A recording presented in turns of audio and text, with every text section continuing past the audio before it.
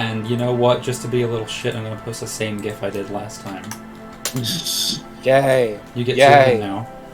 Yay. 2 of them. Yay. I didn't even notice that he had it. No, wait, never mind. I thought he had like a little tooth twinkle, but he doesn't. That's just the image fucking up. Yeah. It's amazing. Okay. I just want to go into this immediately. There's no need setup. I want to play this video game. Yeah.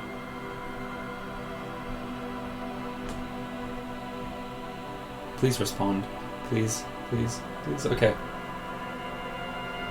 Please respond. Please respond. I showed you my square bracket open something. Square bracket close. My heart-shaped I can hole. talk to you. Hello. Hi, gendarme. Oh, What it's do I you. do? It's him. Hello. I didn't realize. Okay. You're here. I see you found yourself a little something from my wardrobe. Not bad. Not bad at all. What brings you here? He's so different. I need to Bye-bye, compose gendarme. myself. Aha, and you thought the composure was a suck skill.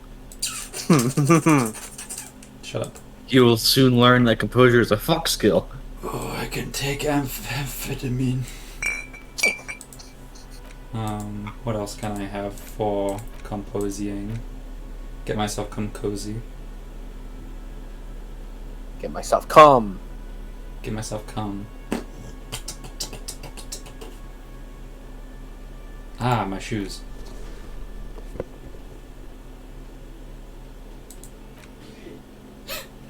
I was gonna say, do these make me see better because they're high up, and it's, yeah.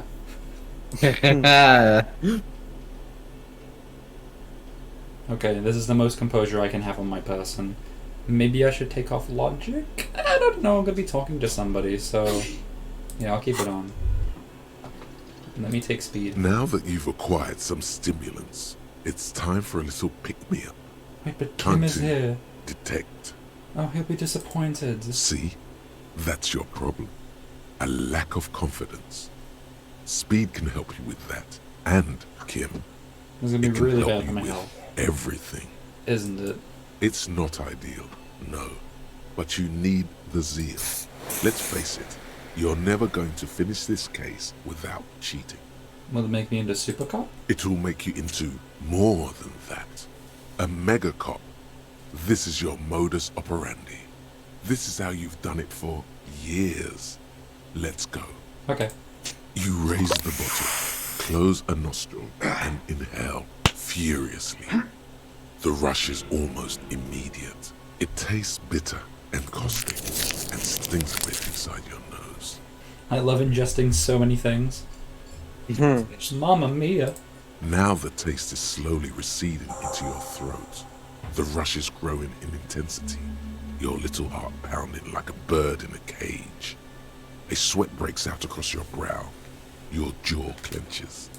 And, let's be honest, there's a little chest pain. The good kind, of course. You may want to blast a nosophed or something. You could work with this high. Like, literally work. Solve the case. File some papers. Maybe clean up your hostel room. Then solve another case. Then start a side investigation into the paranatural. Then build a radio computer. Thank you, Logic. Whoa, this shit is strong. This shit is disco. Time for a little truth. Tell the lieutenant you did some. Clear the air. Kim, I did a little speed. I hope you don't mind. It's for professional reasons. I'm not your mother. I don't care. Do what you have to do. As long as you remain functional, he thinks. Now, let's get back to work. Are there any downsides to this at all? To this? You kidding?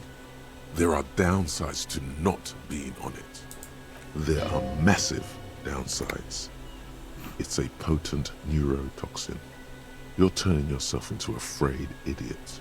Okay, let's boogie. Spring. Everything is clear around you. You're ready to concentrate on the next task in the task chain.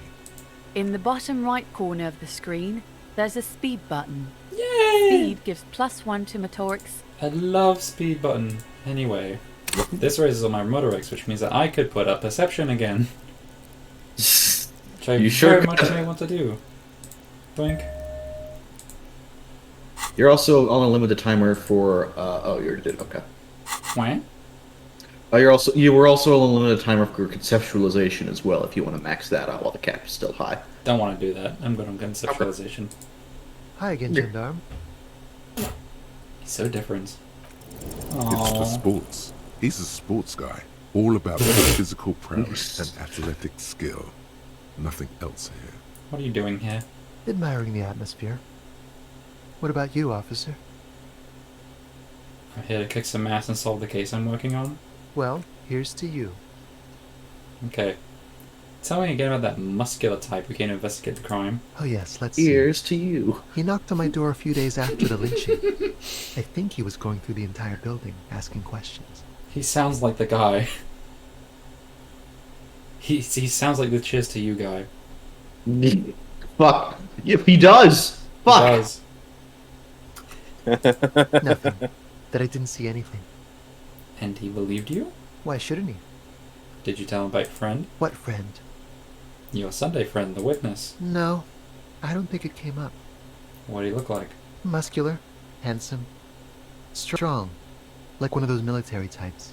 Was he alone? Yes, but he was speaking to someone on his earpiece. His earpiece? Yes, you know those tiny speaker microphones that fancy security guards sometimes wear. What was he saying? Just reporting back whatever I was telling him. Okay. Besides muscular, did he have any other identifying traits? Let me think. He had an accent. He sounded like one of those mercenaries. You could say that he was in, armor. That'd be cool. He sounded vaguely Oranese. No, not vaguely, scratch that. He sounded definitely Oranese. Thank you. Sure. Anything else on your mind? I met your Sunday friend. You did? And how did you like him? I didn't like him as much as I like you. Ah, shoot. Why not? Who is he? A visitor from the first world. He's not like you and me, gendarme. He can always return. Return where? To his opportunities in Occident, Sur la Clé. Still, his coming and going brings some life to the village. Or is it just money? I don't know. What are you two? Friends, I told you. Sunday friends. Friends who like to get together from time to time. What does it mean? A Sunday friend. That he won't be there when times get tough, I guess. Is that even a friend? It is. On Sundays. Why was he staying at your place in the middle of the night? He has keys. And he likes the view. To the sea, I mean. Okay. I want to talk about you. Hmm? What about me, gendarme? And about this hat I'm wearing. You can keep it. I don't mind. I can appreciate beauty when I see it. It's like carrying a piece of you with me at all times. Is it now? Well, Well, enjoy it. Bye-bye, gendarme. Okay. Hi again, gendarme. No. Bye-bye, gendarme. oh, Bye-bye, bye-bye, Shanta. Shanta. Hello. Bye-bye. Hello. Again? Bailey. I can't, Can't believe believe this shit. I can't believe this shit. I love him so much.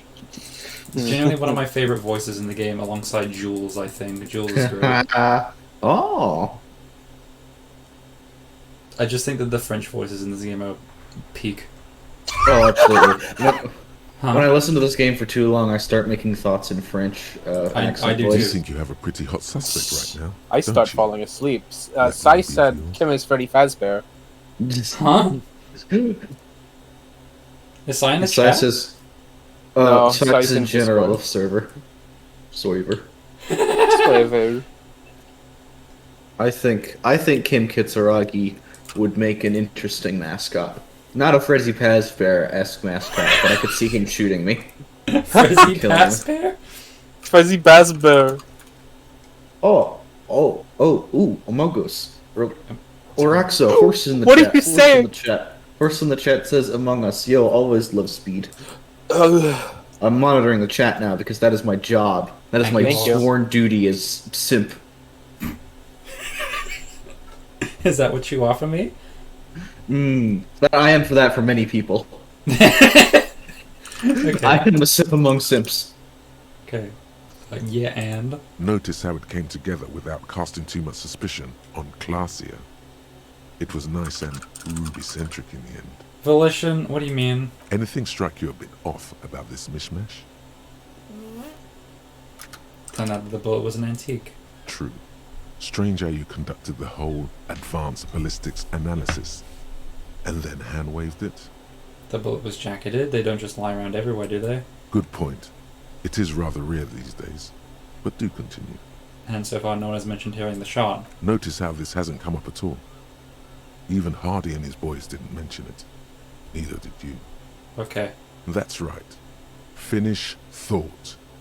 Just finish it, and conveniently go on. She's watching you leave right now, you know that. Free as a bird on that roof, lighting up a cigarette and thinking, am I glad Ruby's in this shit and not me? Don't listen to this guy. The theory was solid. He's just jealous. Oh, shit. Move on. It's no use harassing her further. The things that There have is- just happened. I can't with these guys. Now, there is something that I believe last session it told you to do that you forgot about. It mentioned the window having been replaced up in her room. Yeah, Did you go take a look at it again? I did. Oh, okay. Never mind.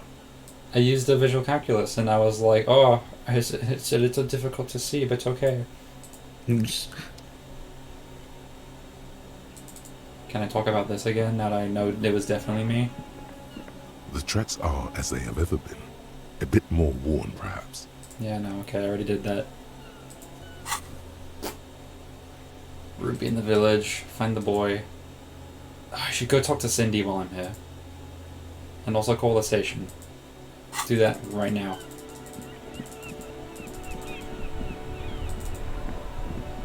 I forgot they got interrupted because of the, Inside, Piss you see man. a set of steering levers, a radio microphone, a pull-out. This is Precinct 57. How may I assist you? public library first. Hold on, officer. I've got Central Jamrock Public Library on the line, and I've already introduced you to their librarian. Connecting the call in 2, 1. Yes, this is Central Jamrock Public Library here. How can I help you, officer? He sounds worried, yet ready to assist. This is how people get when the police call. I'm looking for information they can provide on Billy Mayon, a reader. Billy Majon, you said. Give me a moment, I'll have to check our database. On Moreau Drive in central Jamrock, in a darkened hall lit by orange desk lamps, far away from the noise outside, a middle-aged man taps commands into an old radio computer. A printout falls on the desk. Behind him, a lonely reader scours some dusty bookshelves, looking for a paperback. Yes, hello, are you still there? I found Billy Majon's home address, is that alright? No phone number, unfortunately. They're too poor to have a phone line. Home address is fine. Here we go, sir. Rue de Saint-Gislain, 33B, apartment number 20. It's in Martinez, I believe. Cape Side Apartments, it says. Oh shit. That's all. That's where the smoker on the balcony lives, isn't it? Do you have any other information on Billy Mayon?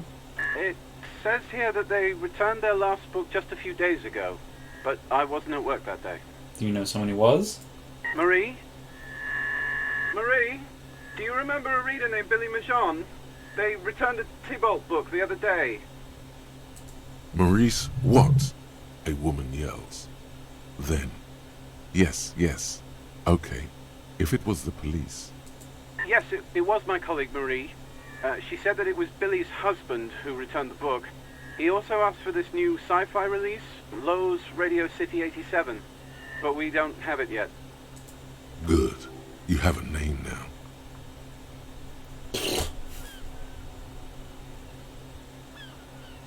Hold on. Can I just ask this? Marie knows Billy. She's been working here longer than me. Sometimes her husband returns some books for her. Okay. And then goes for a little drink later, on the lookout. Do you know the husband's name? Sorry, no. Marie only knows him by sight. Okay. Can Maria describe to me what the husband looked like? Marie! She said it was an older man, and that she's pretty sure he'd had a drink or two the last time she saw him. What was he wearing? 1 second. sorry. Marie wasn't really paying any attention to that. Okay. Happy we could help. Goodbye, officer. Anything else you need from me? Okay, and he's reported dead body in the Martinez wall. One moment. Can you please describe the body? Age, sex, cause of death? These things. We suspect he might have been inebriated when he fell. There were bottles all around him, and traces of vomit on his shirt. Any signs of violence? No, it seems like it was an accident. No field autopsy necessary. You can hear her quickly typing in the background. What about his belongings? Did you examine his clothes? He's wearing boots, trousers, and an old leather jacket with bright blue lining. I found a library card in his pockets. Any information on the library card? It's from Central Jamrock Public Library. It belongs to someone called brielysium. Good. You have a lead. Do you and Lieutenant Kitsuragi want to take the case, or should I assign it to someone else? We're taking it. I have assigned the case to Lieutenant Kitsuragi. Please follow up on this library lead to identify the man. We'll send someone to take the body to the morgue. That's all for now. Thank you for reporting in. Is there anything else I can do for you? Done. 57th, over and out.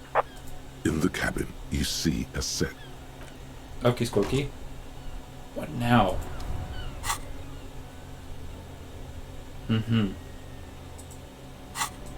No smoking allowed here. I'm going to be seeing Cindy again anyway, it seems. Let's go.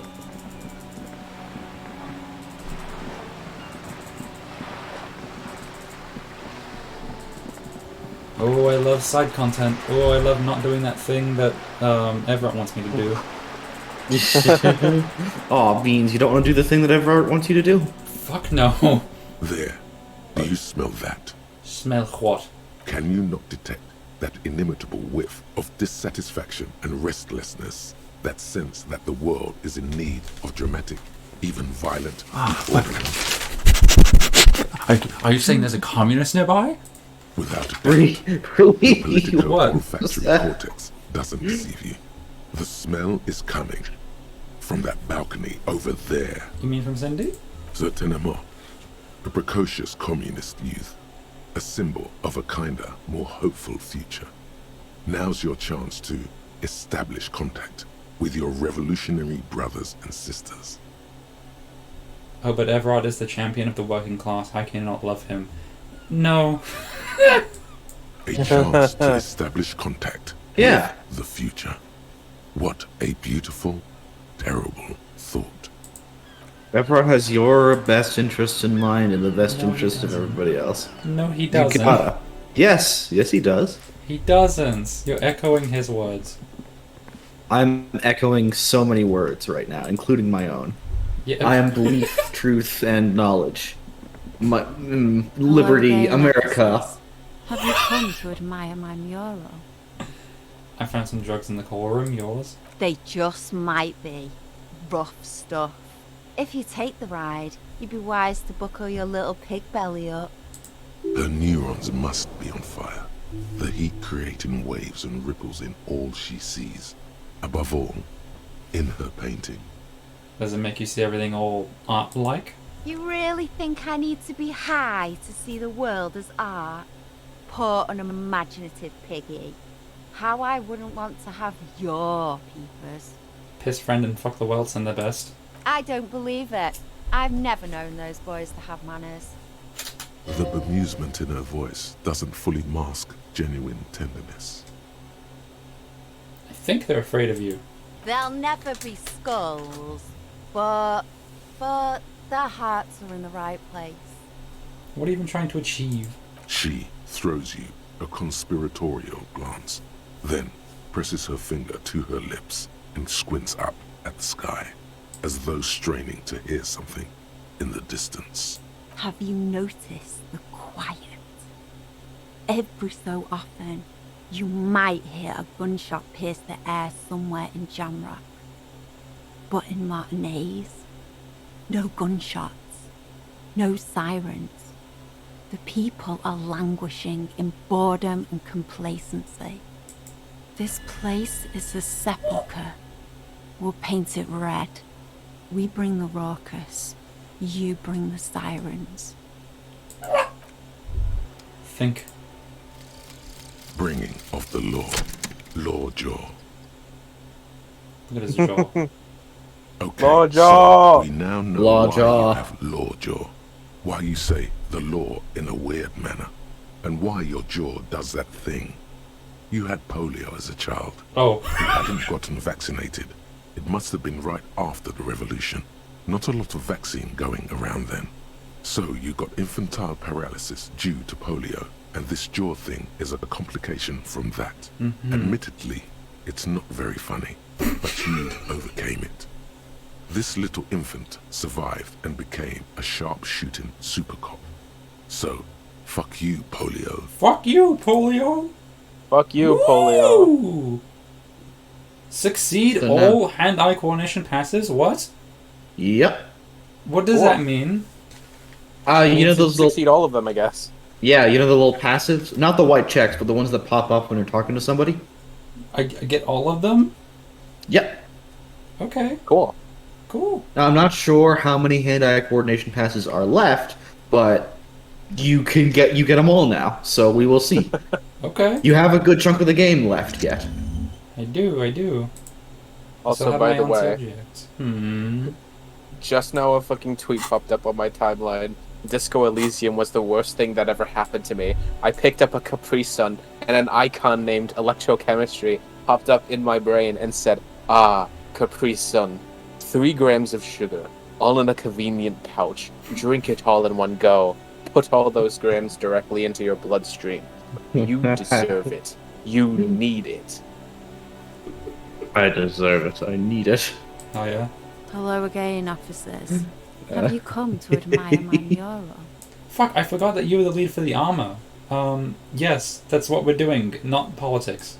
What do I care about some fucking tin eggshells? I want to be so pushy on the art shit. Isn't armor art? Art for the body? Alright, Piggy. I'll give you this one. I saw a little girl in the fishing village Ooh. running around with military-grade handwear. Look cute as hell. Could that girl have been little Lily? It's not a bad place to start. I know a little girl in the village, little Lily. Could have been her. Small kid with giant white armored hands. If you've seen one of them, you've seen them all. There weren't any other small girls in the village. Hey sister, let's talk politics for a minute. And what do you know about politics?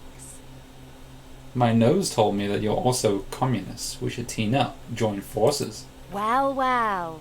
Sounds like quite the snout you've got there. Your olfactory department wants you to know that it accepts no responsibility for wherever this line of interrogation leads you. Sure. I know someone who'd love to talk the ideological stuff. You're looking for Steban, Who's Steban? a right communist who runs a mega cool and very secret meeting. Do you know where to find him? I might. Will you tell me? No. The lieutenant let slip a sigh that seems to suggest this turn was utterly predictable. You can bribe her? Is it money you want? Here, take some. I got plenty. Keep your money. What Okay, I want fine. from you's better than gold. Don't look so deflated. Whatever she asks, you keep your chin up. What's that? A wicked grin extends across her face. A laughing skull. Death hilarious. This is gonna be bad. Oink for me, Piggy. Just once. With gusto. Oink oink. Wow, that was easier than I expected. It's almost like you've been wanting to do it this whole time. A cool, damp feeling ripples through you. You realize you needn't have rolled over quite so easily. The lieutenant, needless to say, is not impressed. Sounds like you're really serious about meeting Steban. It's touching, sort of. Steban's group meets only at night, in an old room in these apartments here. It just so happens you're in luck. Their weekly meeting is tonight. Poke your snout around sometime after 10 p.m. and you might just find them. What else can you tell me with Esteban? Just that he's a real communist. Not like the play acting you've been doing. The rest, you'll have to see for yourself. It's very helpful. Thank you, Cindy. Hold on. You didn't think it would be that easy, did you? See, Steban's a bit on the paranoid side.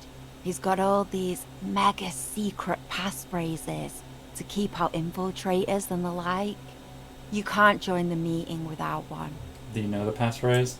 Sure, I do. Steban trusts me. You're not going to tell me, are you? Why would I? That would be so boring. Now, let's see if you're half as dedicated a communist as you say you are. You gonna make me say fuck you to Joyce or something? That's enough. Off with you then. What? She didn't tell me to do anything. What? Bitch, okay. Fine then. I'm gonna go tell some fucking family members that their friend's dead. Where?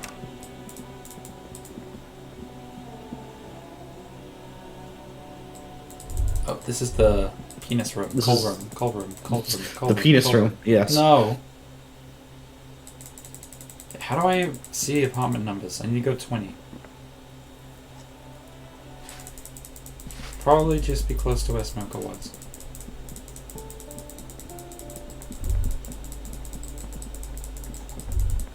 This way.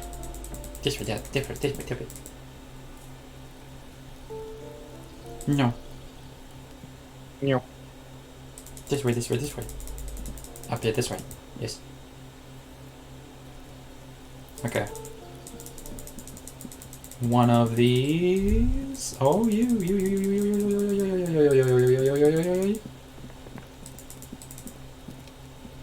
A weathered brown door. The number reads 20. Something smells good. Soup allongio. The lieutenant motions to you to go ahead and knock. This is the door. You already know it's the right door. This is going to be so hard. What should we do? You're right. Let's talk this through.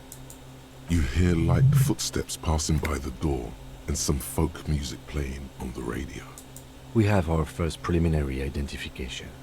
In all likelihood, the deceased is the husband of Billy Méjean. We need to confirm this, as well as deliver the death notification to Billy herself. Now, delivering a death notification is never an easy task. There's a reason why it's often called the most stressful part of our job. This is why it's usually done in pairs. You got this. I'll be monitoring reactions, ready to act if necessary. Any advice? Dad, just don't say that you know how they feel. You don't. Good advice. Okay. Ready? The lieutenant motions. Leave. Different clothes. These aren't appropriate for Coward. delivering dead body things. I don't need drama. Naked bitch. Composure would be good to have. What different pants can I have? Not Kingdom Conscience. Savoir-faire. Oh, that's for electrochemistry now.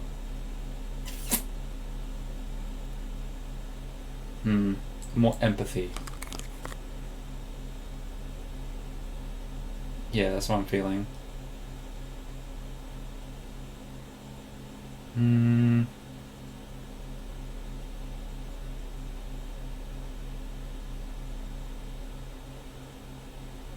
Maybe endurance? I could use it right now. Electrochemistry gloves? Froggy Pfizer?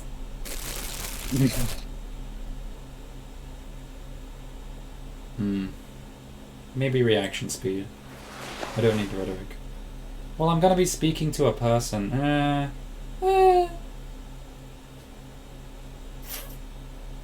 What other things do I even have for my shirt section? Not a lot.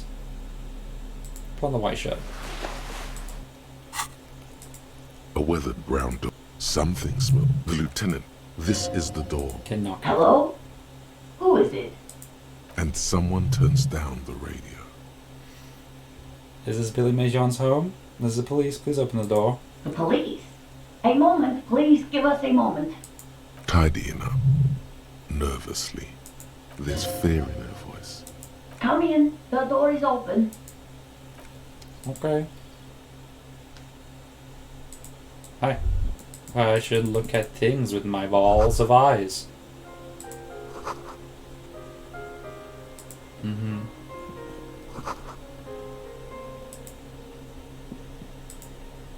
They'll eat very well.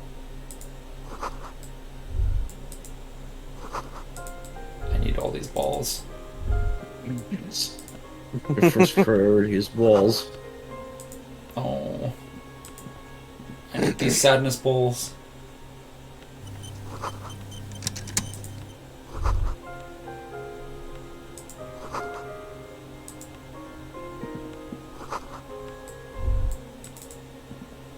Mm-hmm. Hi. It's you from the bookstand. Did you come to bring my cockatoo back? I don't think I introduced myself properly. I'm Billy. Would you like something to drink? Tea? Lemonade? We're out of coffee. The lieutenant has taken off his foggy glasses and is busy cleaning them in his handkerchief for now. You're on your own here. He must feel vulnerable without his glasses. Is this why he's letting you take the lead? Thanks, but I'm alright. Is this about Victor, my husband? Is he in some kind of trouble again? I can come pick him up in the station if that's what. Keep it together. You don't want your body language to tell her the news. Sorry, I'm rambling. It's just that Victor often gets into all kinds of trouble. So, how can I help you? I should be doing this before anything else. These are nothing good. You've done this before. Just keep your focus. Do I just say he's dead like that? Yes, you do. I'm very sorry to say, but your husband Victor Mayon was found dead in Martinez Boulevard. What did you say? Your husband Victor Mayon is dead. I'm very sorry for your lost man. Oh. But he was just... But he was just here. Alive. We understand this comes as a huge shock. I want you to know that me and my partner are here for you if you have any questions. Take your time, ma'am. What happened to him? It's still early to say, but at first glance it seems like he slipped and hit his head. Was he drunk? Alcohol may have played a role, yes. I see. And you just found him there, lying in the cold. How long had he been there? If you say 2 days maybe, it will be etched in her mind forever.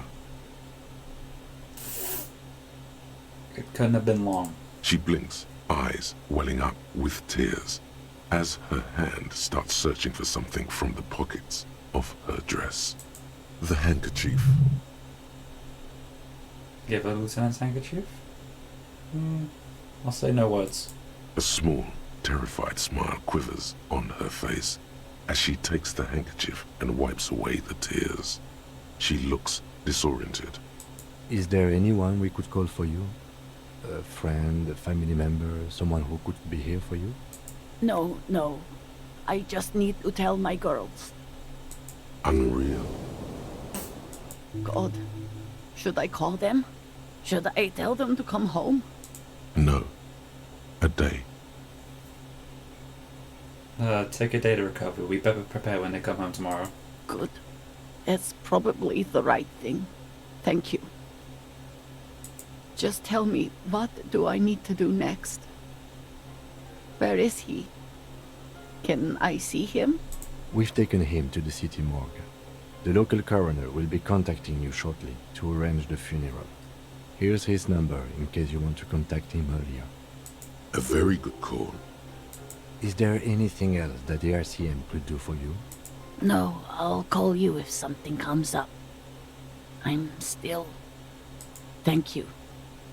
Thank you for telling me. I'll call if... Again, I'm very sorry. We should step outside and talk.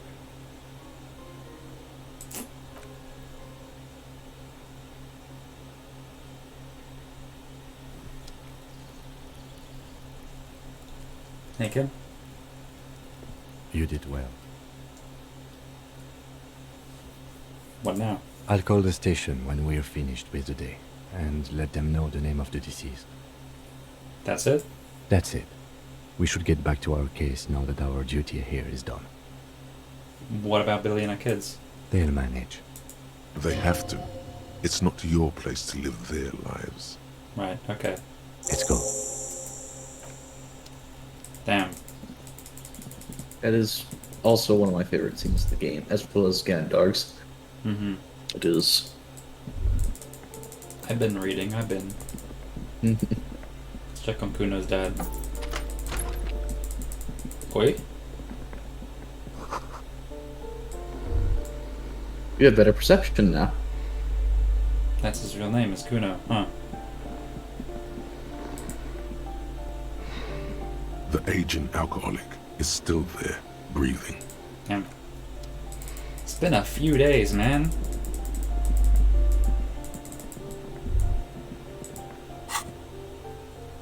Well, okay. Dead body, done. No need to do anything more with that. Morg will Case candle it. closed. Find the clothes. Ask little Lily. Find the boy. Ask about Ruby. Have to find the passphrase before tonight, which is scary. Would it be in this room? Maybe under the statue. A plaster cast, honestly. He does kind Okay, no. I'll close the door on you, Kim. Don't worry. I meant to say I wouldn't. Give me a moment. Do you know anything about a secret meeting that's happening tonight? What? No. Nobody tells me anything. Any unusual activity taking place out there, say after 10 o'clock? If it ain't my business, I'll keep my nose out of it. I think we'd all be better off if people kept their noses to themselves. Instinctively, you reach out an index finger and a thumb, ready to squeeze the nose off of her head and say that you've got it.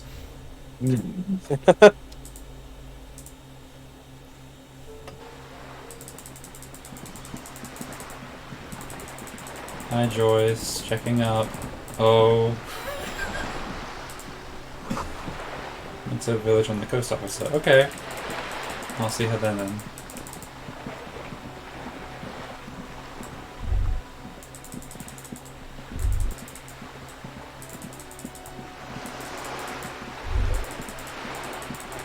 Gotta keep checking this stuff now. My perception keeps getting higher. Maybe binoculars have something new? Maybe? This coin-operated. Coin. Your money disappears into the curtains on the disc. The lenses shift. It looks as if it was its leaves ripped from it by the winter wind.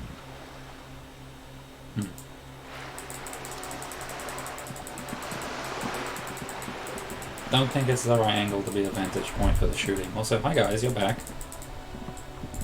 Did I accidentally right-click or was that a thing? I think I accidentally right-clicked. Hi. Vigilance officer, what can this old carabiner do for you? What can you tell me about this old rifle? It's a Bell McGrave, 4.46 caliber, breech loading, Revachol made. Good weapon, accurate and reliable. His moves are quick and precise as he first checks the weapon, then aims it at the sea. This man knows firearms intimately. This one's inoperable. The bolt spring is missing and the mechanism is jammed shut. Still a beauty. Where did you find her? In the basement? I'm not surprised. There are probably lots of forgotten wartime weapons lying around here. Back in the day, everyone had something stashed away. As for the rifle, I don't know what else to tell you. These BM-446s are an antique. No one uses them anymore. The ammunition is impossible to find. Oh. Do Maybells mean anything to you, Renee? You just try the flower, okay. I prefer the old name, Insulindian Lily. Girls brought them to young cadets when they entered service. Wearing them on your cap was supposed to bring good luck. Is this a royalist military tradition? It used to be. But the communards were fond of them too. Call them revolutionary flowers. Bells of the revolution. They bring you good luck? You know what? No. They brought me misery, false hope, and disappointment. The revolutionaries sullied them. You stirred up some bad memories there. But it wasn't the revolutionaries that sullied the idea for you, was it? She gave them to me too, and your jealous little heart just couldn't accept it. Enough! I can go over these matters in detail with you, Gaston. But not while we have company. So, officers. Maybells don't blossom yet, do they? Maybe on some remote parts of the city they do. But I think you'll have to wait for at least a month. So the Saint Philip? Ah, yes! King Philip III, on his steed. A reminder of what Revachol once was. Oh, absolutely. At the mercy of a cocaine-snorting tyrant who emptied the treasury so he could sleep on a bed of gold. A superpower, feared and respected. A testament to what this country can be under the leadership of a true king. Someone who knows how to rule. How should a true king rule? Decisively, without fear of offending the sensibilities of the frail and weak-minded among his subjects. This is something the insurgents never understood. Seems to me a leader should take care of his people before himself. A nation is only as strong as its leader. That's why it was such madness to try to... Don't get started on that again. What happened, happened. The Carabinier doesn't reply, but his entire being communicates unbreakable resolve. No one and nothing can change this man's mind. He is as rigid as they come, still in that antique uniform. It's a symbol for him. I know about the cocaine. Let's talk about something else. Right. I found your guard booth? Yes. The Debardeurs Union pays me to stand vigil tonight. Not out of any political allegiance, mind you. I'm an old man. Don't sleep more than a few hours every night anyway, and money is tight. He feels like he has to justify himself for some reason. You must have seen something on the night of the murder. Your booth looks right into the yard. Yes, it does. Unfortunately, I wasn't working that night. Been on a 2-week leave since last Monday. Why on a leave? It's a private matter. Nothing to do with your investigation. You see, officer, René is the kind of man who would rather die than admit he needs medical assistance or, God forbid, sick it. A real man's man is just gonna ride it out. I'm fine, goddammit. Mind your own business. It's nothing. Just got to cut back on coffee. So who is working your shift that night? No one. The boss has been unmanned since last Monday.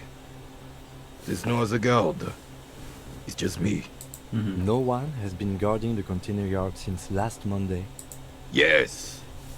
It's not actually an issue. I mean... Look, officer. The container yard doesn't actually need a guardsman. Never had one before René. Monsieur Claire had that booth built specially for him. It's mostly decorative. Mostly decorative? The possibility of someone being in there is enough to discourage any ill-minded individuals. Evrard created this job for René because he knows the Royal Carabiniers' pension of honor and PTSD isn't something a man can live off. A decorated kingsman collecting tear reflects bad on the whole neighborhood. His words. Wage work is a dead end, huh?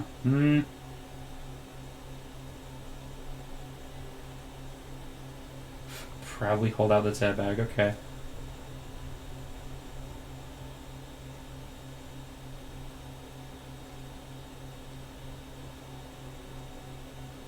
None of these are great. I'll suck up to Everard a little bit. Can we conclude the topic of my guard booth now? Yes. I saw a picture in there. You're in it. You looked happy. Who's the girl? She is nobody. This is none of your concern, and I refuse to discuss my private affairs with the RCM. The lady is Jeanne-Marie Beaulieu, and she sure as hell wasn't a nobody. Mm-hmm. Yes. Like I said, it would be up anyway, so might as well keep an eye out. It keeps my senses sharp. Composure check? Aww. Still, all you see is an old soldier refusing to replace his uniform with a civilian attire. Anything else I can assist you with, officer? No. Let's look at my new thing. Please? You have to click the orb. Oh, the orb! Can't believe you forget about the orb. Mm-hmm. Behold, the Anti-Object Task Force has assembled. God's avenging angel, arrayed against the lower emanations of the Darkened One. Whoa. Shoe racks, tape recorders, motor carriages, and doors. So many doors. You're not just pounding it all to pieces. You're reforging the universe, from the anvil of the heavens to the worms below. Indulge in it. Be bold. Have an impact on the shape of creation. Out of the furnace of your rage. A new reality. Also, you should trash your room again. Okay. Attacking physical objects heals damage. +1 pain threshold. All physical handicaps raised by 1. Okay, that's not bad. Hooray. Cool. Hooray. Hooray. This is actually pretty good for you because physique is your lowest stat. So if you wanted to, you can bump. Yeah, so now your learning cap for them has been raised from 2 to 3 on average. I could get more endurance. Could get more physical instruments. Could get more pain threshold. Which has a very high learning cap. I forget from what. I think, no, I forget which skill. But yeah, no. Endurance, pain threshold, physical instrument, electrochemistry, shivers, and all half-lifed have all been boosted up so you can invest 3 points into them instead of 2. A 50% boost potentiality gain. You have statistically optimized your potential to extremely corporate degrees. I have.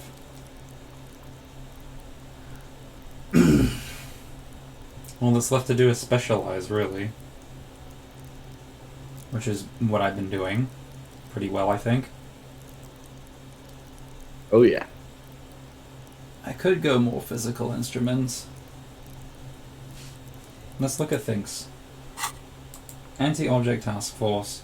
Pretty good. I enjoy extra pain threshold. Painful. Rigorous self-critique is... Oh, that's the pain threshold one. I could get rid of this. Yeah, that one is the second one I'd say to drop. Or actually, now it's the first since you've dropped shit compression. Yeah, you shit decompressed your shit. Yeah. You took off the compression shirt. Anyway. Indo Tribe. Fairweather. Date of birth generator. It's a big one. I think I want to commit to big ones is the thing.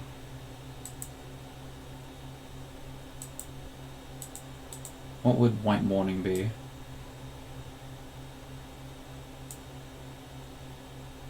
I have no idea. Apocalypse Cop could be cool. I'm not gonna do some kind of superstar.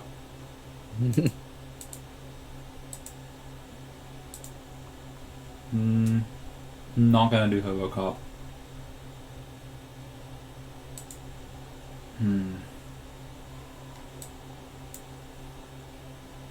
Let's go for date of birth. See how this is. What? Could try waking the sleeping dock worker. I don't think he's even there. What do we say now? Saying barred door. Yes. Let's go try it. I don't think I want to commit to drinking booze for that. Oh, but booze is just morale damage. I can handle more morale damage. Let's go try that door.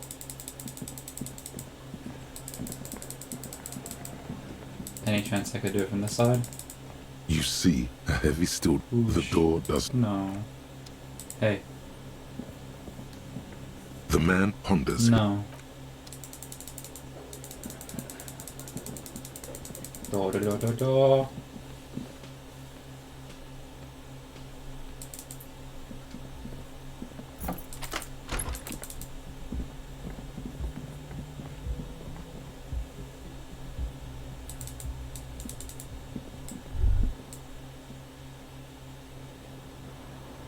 Oh, Glazier, I'm here to smash door and also drink booze.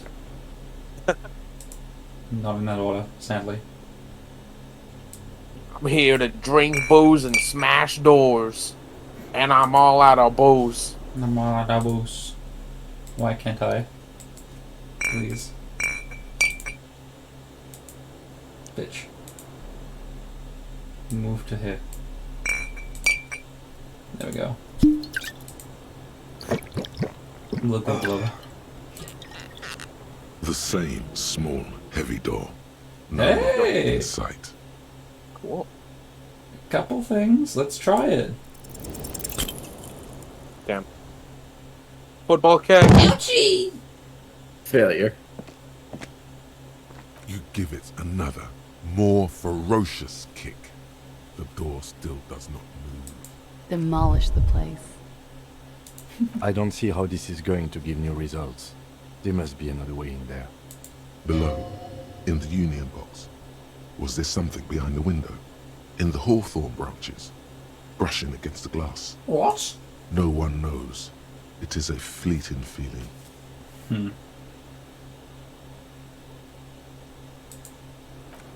I could go look.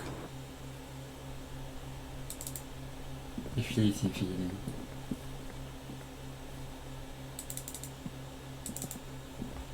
Will I ever get to see inside Kim's room? Sorry. So,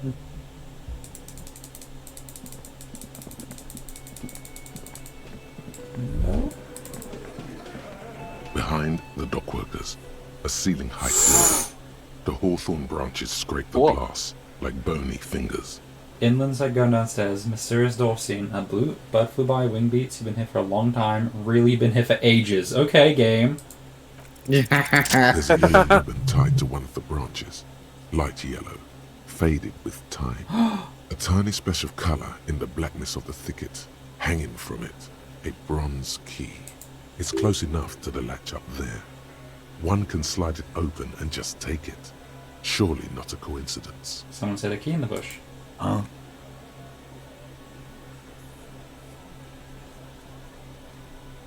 Can you let me slide by so I can get the thing? I don't know about that.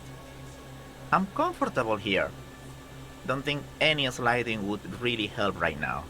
Sorry, fucko. Looks like you're gonna have to go bush diving. Good fucking luck with that. The hawthorn's got a bitch of a bite. I'm gonna enjoy the sight of you in the bushes out there. With a loud thud, the old man stands up, pushes the window open, grabs the key from the hawthorn branch, and slides it across the table to you. Theo? The key is brass. Workshop spare is etched into its bow.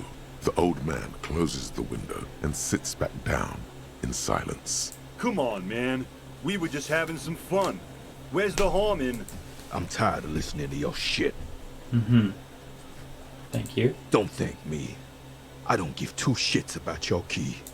There is a silence around this man's words. Unlike Titus, they're afraid of him.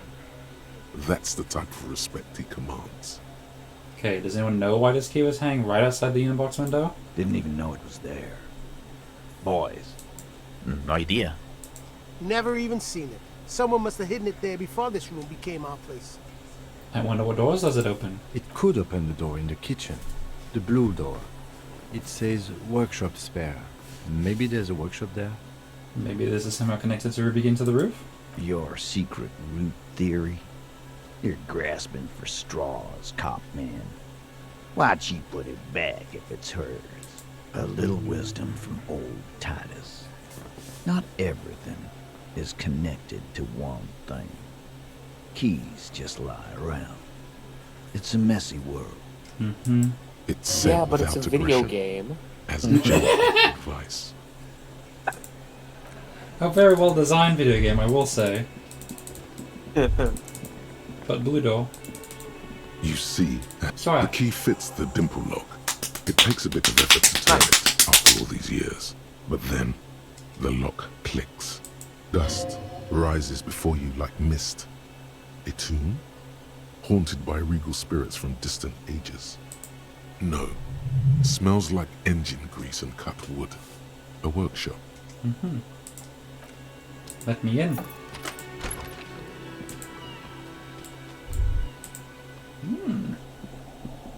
Pinball machines. Franco-Nigerian.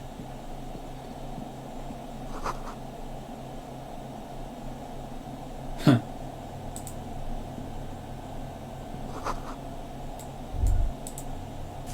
Oh, $5! You have acquired money.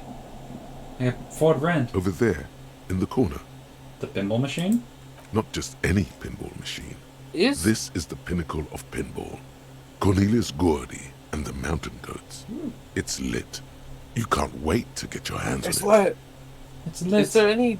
Is there any benefit over renting a room than just using that shack? To my knowledge, no. It is just a money sink. Okay. I mean, it's possible to not find the shack for a while, or to even never talk to that person and find it, but like, the shack is free and does not penalize you. Yeah. Cool. Kim, are you seeing what I'm seeing? The pinball machine. Gordy's Goats. A classic. You played it? A little. Feels like a lot. Too much to play it again. Let's take a closer look. Ah, great. Cornelius Gordy and the Mountain Goats reads the golden lettering on top of the back box. There's a small column of text underneath. The machine is coin operated. Get the game on, Fingerboy. Yeah. Those flippers are ready. Now we'll read the text. Above the painting of a mustached man climbing a hill, a column reads, inspired by the legend of Cornelius Gordy, taken on the world's tallest peak, Corpus Windy. The Mesk legend holds that when the nation is in danger, heroic Gordy shall return and save his people. Inspect the playing field. The theme of the game is to explore Gordy's climb through the perspective of goats and to ascend to the top of the mountain in a time of trouble. The peak of the mountain is at the top of the playfield. All the balls have small goat icons on them and represent the goats as they race up and down the mountain. They made these out of goats. Areas around the playfield represent Gordy's climb, places he was said to have camped, which the goats can discover. Get them to the summit. Okay. It takes a while to get into a rhythm, but pretty soon you're able to keep 3 goat-faced balls in play with relative ease. Go, go, Fingerboy. I feel sorry for the goats. If they only knew the kind of guy old Cornelius really was. What kind of guy was he then? The kind of a guy who uses the word savages a lot when recounting his travels. A masked nationalist. A racist man there? An avid huntsman too. He was often photographed in his dining hall, surrounded by wall-mounted hunting trophies from every continent. That is not cool. He also hit his wife and kids. Other people's kids too. Sometimes pets. Hateful little man. But you seem to be having fun. I'm pretty good at this. Your game is definitely improving. The jolly goats are flying all over the board, and although a few plummet to their deaths, you're never left with less than 3.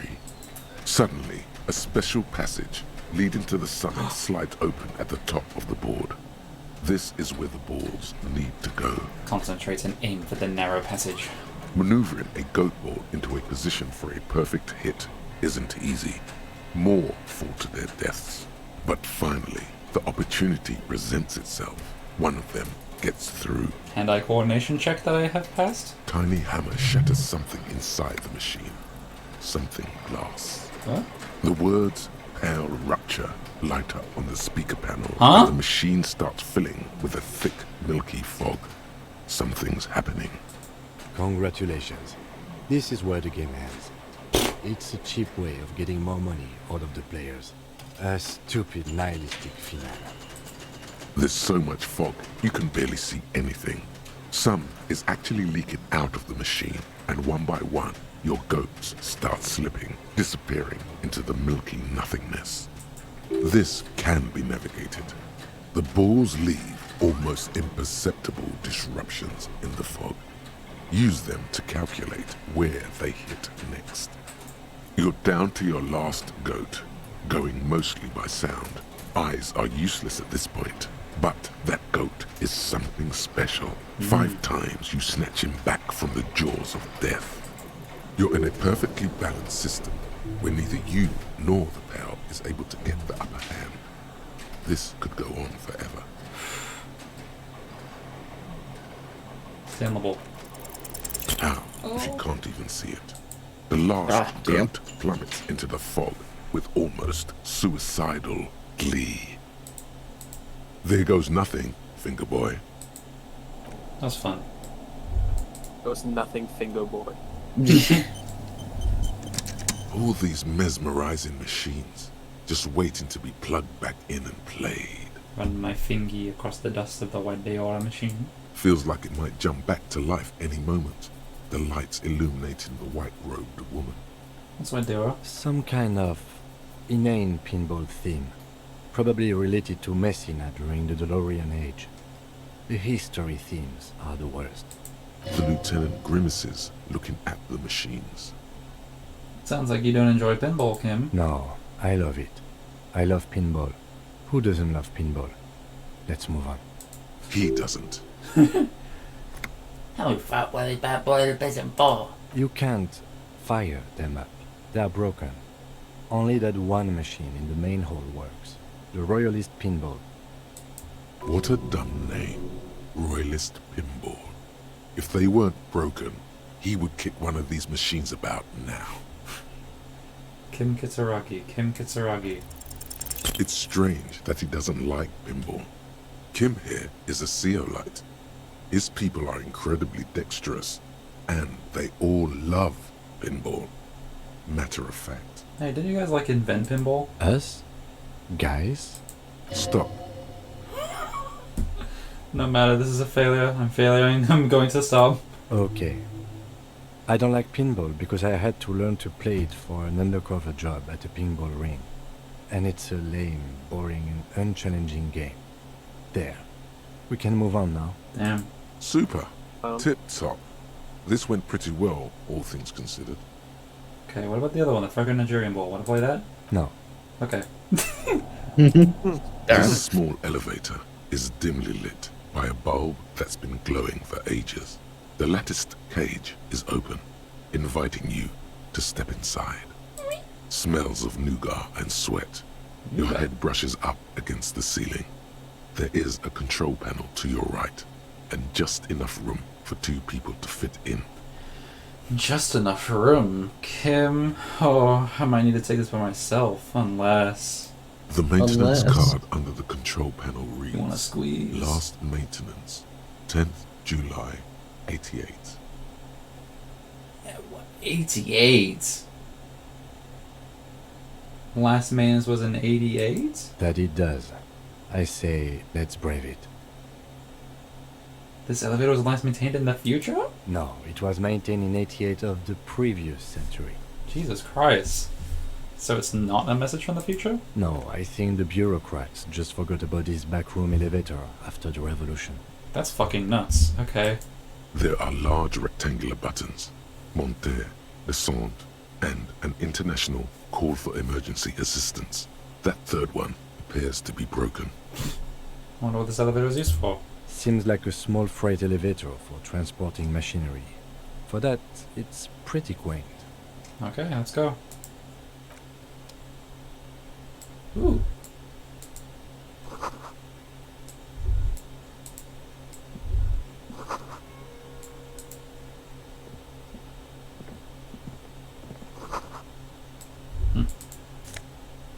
Ooh, look at this!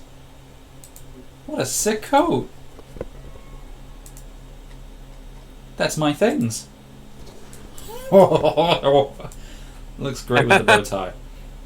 Sick. Oh yes. You are the guy. I look like a doctor now. So this is where they brought 40 pinball machines to fix them up, a long time ago. Everything is covered with dust now. The lieutenant looks around the dusty, crowded room, inspecting the tools on the shelf. This used to be a pinball workshop. Looks like it. I'm guessing Martinez North 22 used to be a pinball arcade before it became a hostel. There are machines left over. A creak. Some dust falls off a shelf. Downstairs in the hall, next to the main door. One of them even works. I've seen one of the hearties bang away at it. Remember the dice maker? Then that means... Wellingham Rags was once the East Delta Pinball Arcade. There's all left over from that. Ah, yes, as the novelty dice maker said. This has absolutely nothing to do with the case, I'm sure. But I do like a nice little connection. Yeah. But then it went bankrupt. Your skin crawls from making the connection. Could this mean that the Wellingham Rags really is part of the Dunes commercial area? If that's true, then our cafeteria manager is not going to like it. We should tell him what we found up here, omitting that suspicion. He does not appear to be the kind of man who likes his establishment to be part of a neighborhood ghost story about bankruptcy. It's not a ghost story. It's a curse, and God ought to be made knowledgeable so he can perform counterspells. Yes, because of the pinball wizards. Also footprints? Pinball wizards. You clearly see footprints in the downy carpet of dust covering the I thought you said workshop feet floor. pics? Feet pics? Jackpot. These, unlike everything else here, are new. Let's have a look. Large prints, most likely made by Boots. The size is hard to determine. Sole could be bigger than Vamp. The soles have left a pattern, uniform, horizontal lines. One person has been here. They've gone back and forth. The tips point both ways. Okay, the prints look like one person went back and forth. Between that and that. Mm-hmm. The print doesn't look like the odd-souled print we found in the hanging game. The size looks about the same, actually. They're not the same shoe, but they could be the same person. This doesn't look like the worker's boots from the hanging, does it? No. These little horizontal lines are different. They look custom-made to me. Or some kind of foreign print. Hard to say. Still a boot, though. Everything around you is quiet. The prints crisscross the workshop floor. Someone's been here within the last week or two. 3 weeks maximum, from the dust cover age. It could easily have been 1 week too. You know, officer. This is good. He likes it. There's a little smile there, in the dark of the workshop. This isn't bad at all. It was a good idea to see where that door leads. Commendable work bringing us to this place. Thank you. Why am I dying? I just realized. You've been punching a lot of things and fucking a lot of stuff up, and also you took things that damaged health, and you don't have any healing items.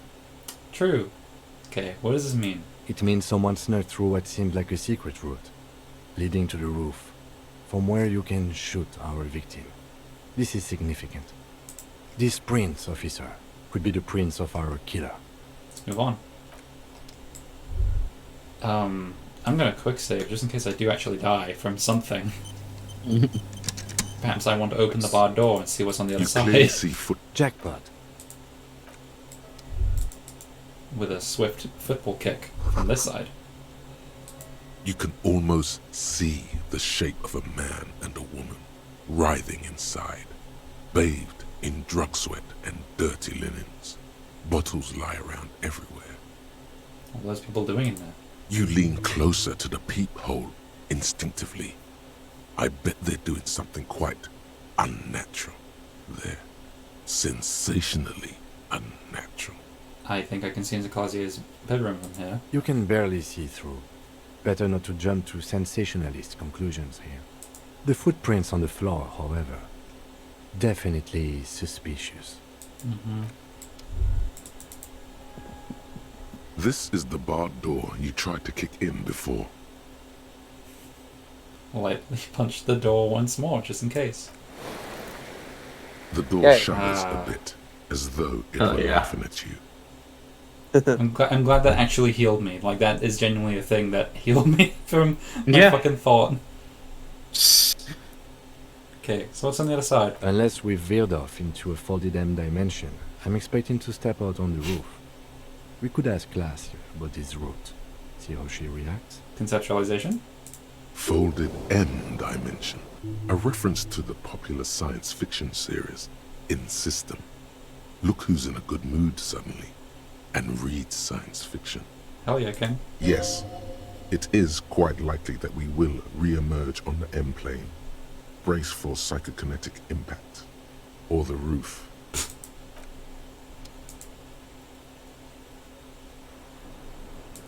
Hello.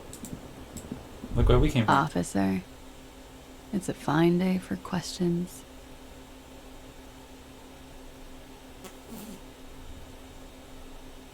I shouldn't say this. I don't need to say this. Not yet. If I have to.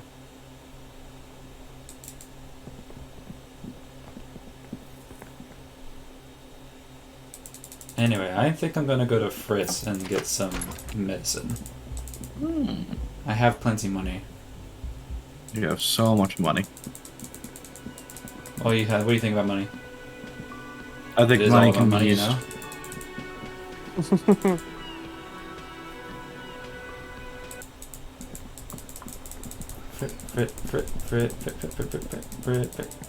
What if I just went to talk to Everard again? It's been a fucking bit. I've literally only spoken to him once. No, wait. Okay. A small cabinet on the wall is filled with various medicine bottles, nasal sprays, and blister packs. They all bear the Saint Baptiste Pharmaceutics logo. Draw me, please. Okay, here. I hope Saint Baptiste makes you feel better or something. Thank you. I'll hang on to the other two for now. Also, I will do mini sippy, as recommended to me by Gandog. I have Gandog's chocolate-flavored so milk for the occasion. That's criminal milk, but it is milk.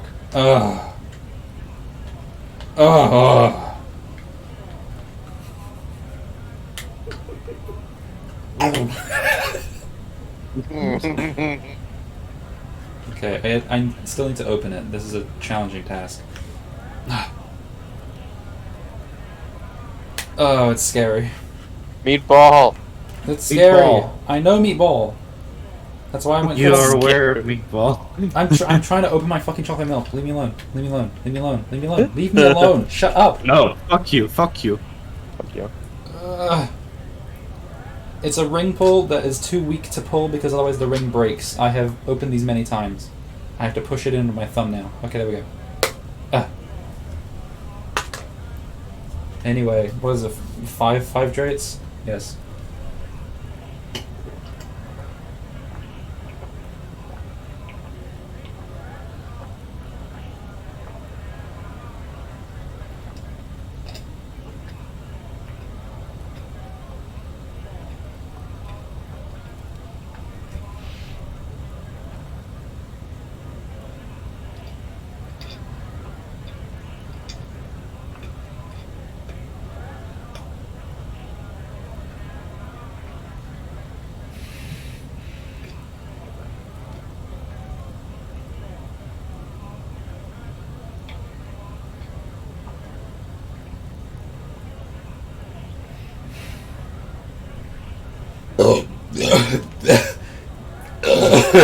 Jesus Christ. Doing okay? Yeah. It was. I don't know if you could hear the fucking very loud bubbling coming from me. I couldn't. I had to take a break because air was just straight up just coming back up. There was no way to avoid it. Anyway. Oh my god. Wow. Yeah, don't be scared. It just needed balls, says Gandalf.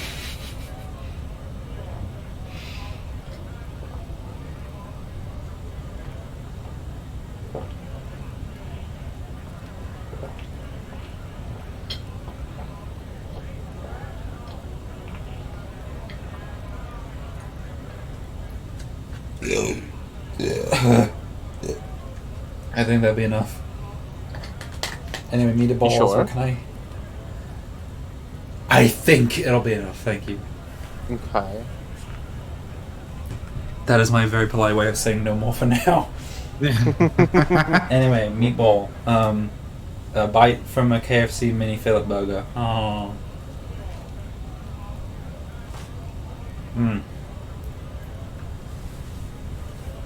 The bread is stale, but the blood is... There it is again. That spectral smell haunting this industrial harbor. And it smells like heavy fuel oil mostly, because it's an industrial harbor. Years of turmoil, of hopes and dreams, ground beneath the inexorable tides of capital. Can you smell it now? You inhale. The cilia along your olfactory epithelium tingle with excitement as they sift through the swirling morass of industrial odors. First come the smells of the agitated strikebreakers. Layers of body oil and sweat. Over-buttered meals pulled from bake-like lunch pails. The biting stench of lye soap. And then there's the slowly oxidizing metal gates. The scent of stale grease emanating from every crack. Everything in order, detective? I'm smelling for communists, Kim. You're smelling for... You know what? I'll just leave you to it. Carry on, detective. It is a mark of the lieutenant's respect for you that he does not press you on this decidedly extracurricular errand. If I'm just hostile to Kim at every possible moment, does he just, like, not let me do these things?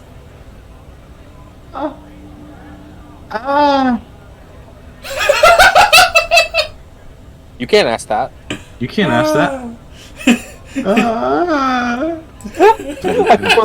Your highly developed political Posted another funny image in the server. The reek of communism is undeniable, and it's coming from that railing right there. This is great. I'm looking at funny images on Twitter.com. Twitter.com. You mean from Manana? Yes, now's your chance to establish contact. Manana, I want communism, and I want it from you. I'm not wondering, man. How can I help you? Listen, brother, there's something important I need to talk to you about. What's that, boy? Yeah? Now's your chance. Remember, communists are notoriously skittish, so it's best to insinuate your way in. It involves our mutual friend, Kraz. Don't think I've ever met a Kras personally. Then again, I've never been to Grad. I'm looking for some people who know how to really grind a sausage, if you know what I mean. Have you tried a butcher shop?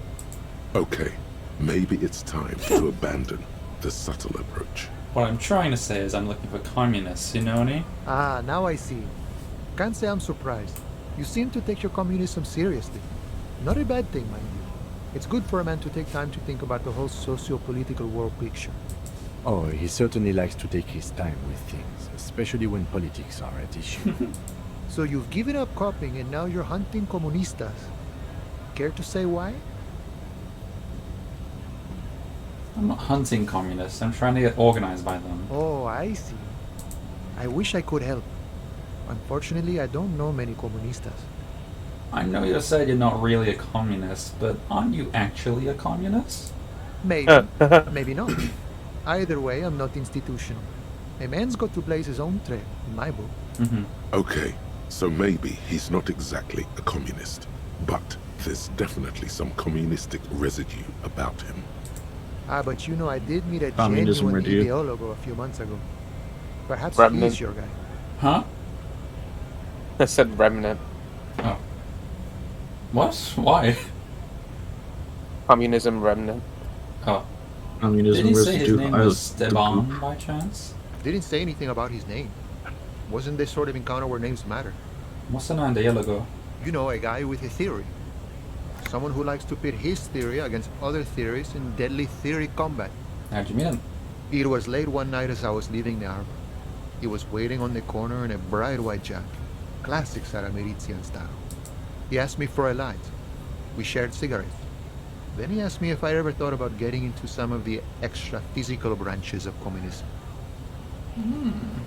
Extra physical branches of communism? No idea.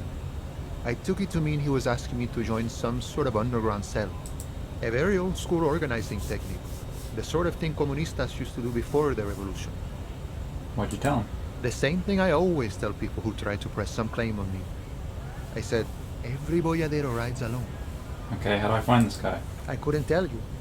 Once I declined his offer, we finished our cigarettes and he disappeared back into the night. Just before he melted into the shadows, he turned to me and said, Remember Dobrava and Abadanais. And then he was gone. Who are they? I don't know. Guess not everyone remembers. What do you think it means? Been wondering about that myself. Some comunista inside talk could be. Not meant for the wider public. They love that kind of thing. You'd have to ask someone who knows this ideologo personally. Not to interfere in your personal errand, but it might have something to do with that passphrase Cindy mentioned earlier. I was totally about to say that. Of course you were, Detective. Apologies for interrupting. Just in time.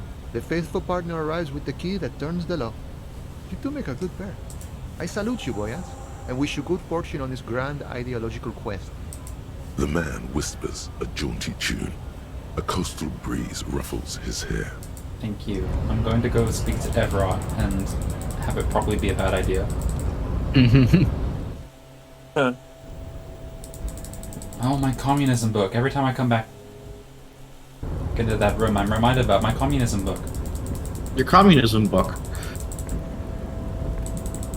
What benefits would it give me? Probably some advanced communism thought. That isn't just, am I actually Krasmazov?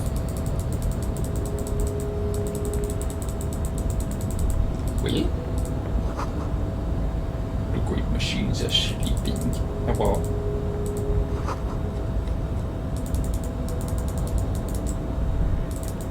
No key for this yet.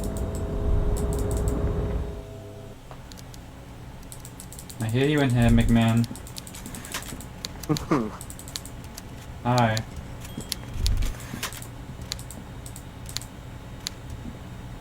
Mr. Dubois, every worker? A member of the board? That's right, Mr. Dubois. I see the socialist democratic fervor now burns in your heart, too. How can I help you today? I just finished investigating the local drug trade. Ah, yes. Your side investigation. Thank you. You've got some spirit clearing up phony drug accusations alongside this murder. I'll talk to the mayor and see if I can get you the key to the city, Harry. Now let's talk real business. Not even a speck of anger in his voice. That's that then. Okay. I made it even shadier. What does this refer to? What did I do? That was the soup kitchen guy. I think you put more alcohol into the soup. That was a while ago. I made it even shadier. What? The brew. The shady brew. Oh, how could I forget your little side project? Well done, Harry. Well done. Don't even tell me what it was. But good job. I love it when workers take the initiative like this. I wanted to go over a couple things about me. Let's hear it, Harry. No. Of course, Harry, of course. Let's not linger on personal details and amnesia. My gun? Yes. My best men are tracking it down. Some kids saw some other kids running away with it. What's that, Harry? Okay. You're getting a little... Regarding Joyce? Great. You want to bounce something I told off Joyce your that I old met friend? you. It's perfectly okay. Even if you've told her everything we've talked about, it's absolutely fine. He seems happy about the prospect of you telling Joyce about your conversations. Sounds like you want me to tell her about our conversations. No, Harry. I'm perfectly neutral and 100% for transparency. I know people say a lot of bad things about the Debarders Union, but we are actually squeaky clean. Yes, he really doesn't seem to mind. Sure, he thinks. It's about transparency. Notice how he did not even get a notification about how he is a communist, because he isn't one. Yeah. Absolutely, Harry. What's on your mind? I'm going to leave. See you soon, Debarder. Just kidding, but not too much. Okay. Thank golly goodness, there was actually not that much to talk about. Thank God, goodness. Thank gobbledygookness. Gobbly gobbly gobbly gobbly like a chicken turkey. Like a turkey. One of those big birds, fat ones. Succulent. That's fair.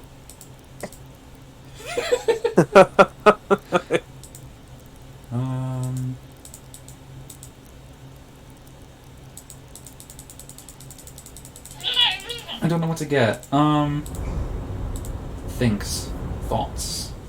Oh, you do have that list of still catch that you can try and retry. If there's one in particular you want to go for, you can put a point into that skill. I could.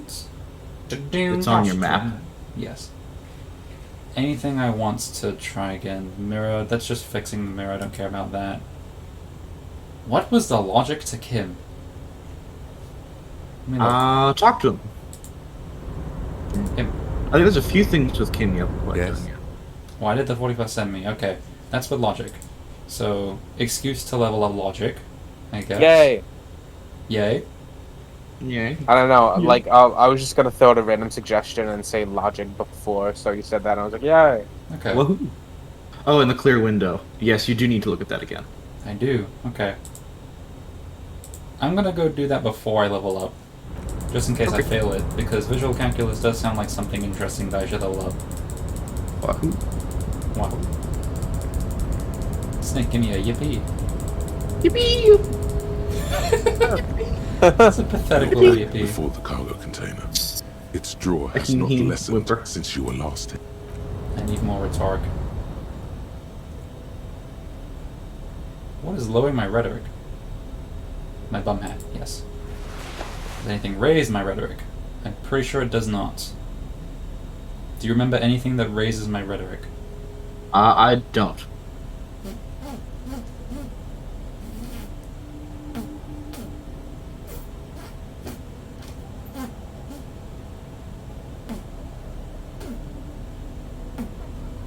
Okay. Door. You're back before the cargo container. Its drawer has not lessened since you were last here. If anything, it seems to have grown slightly. Give me 2 6s. Oh. As it's always been, it's impossible to open a container with rhetoric. Maybe you're losing your mind. Oh. Okay.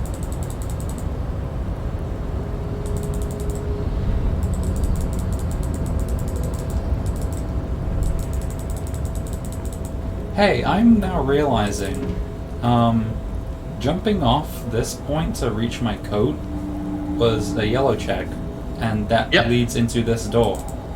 Yep. And So- that lets you get to Everard. Wow, okay. So there's that. There's the blue to try and internalize the racism. And there is the red to try and physically confront Measurehead. So there are multiple ways to get around him and get to Everard. Seems so. Woo! Thank you, Perception. Could say hi to Measurehead again, but I don't want to. Racist lorry driver. I want to. Looking for something odd? No.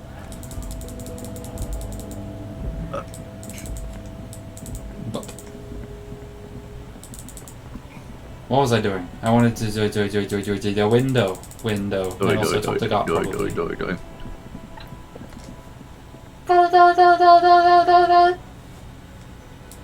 you go.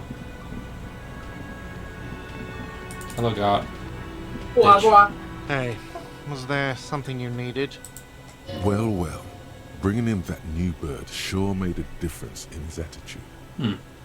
Okay. I saw another thing at the whirling. Another thing. Great. I love those. What if I told you I got into the back room behind the loose steel door? Oh, okay. Well, I did hear you make noise back there, so good for you. He's really, really holding himself back here.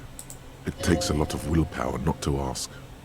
Obviously, he's been wanting to know what's behind the door. Aren't you gonna ask me what's back there? Okay, what is back there? Pinball machines, pinball workshop. Ha! I knew it.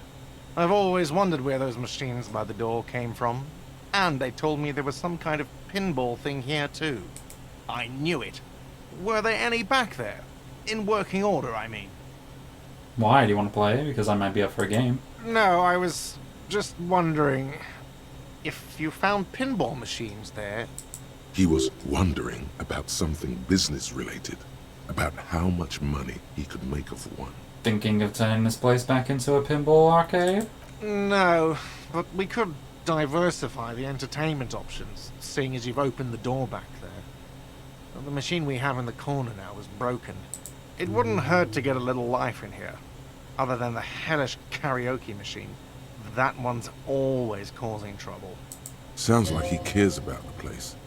He's not going to be overjoyed to hear that it's part of the doomed commercial area. He should still know. You have to be forewarned about these things. I have to warn you. I may have discovered that the whirling is part of the doomed commercial area. What? Why would you say that? We're at a completely different address from that whole thing.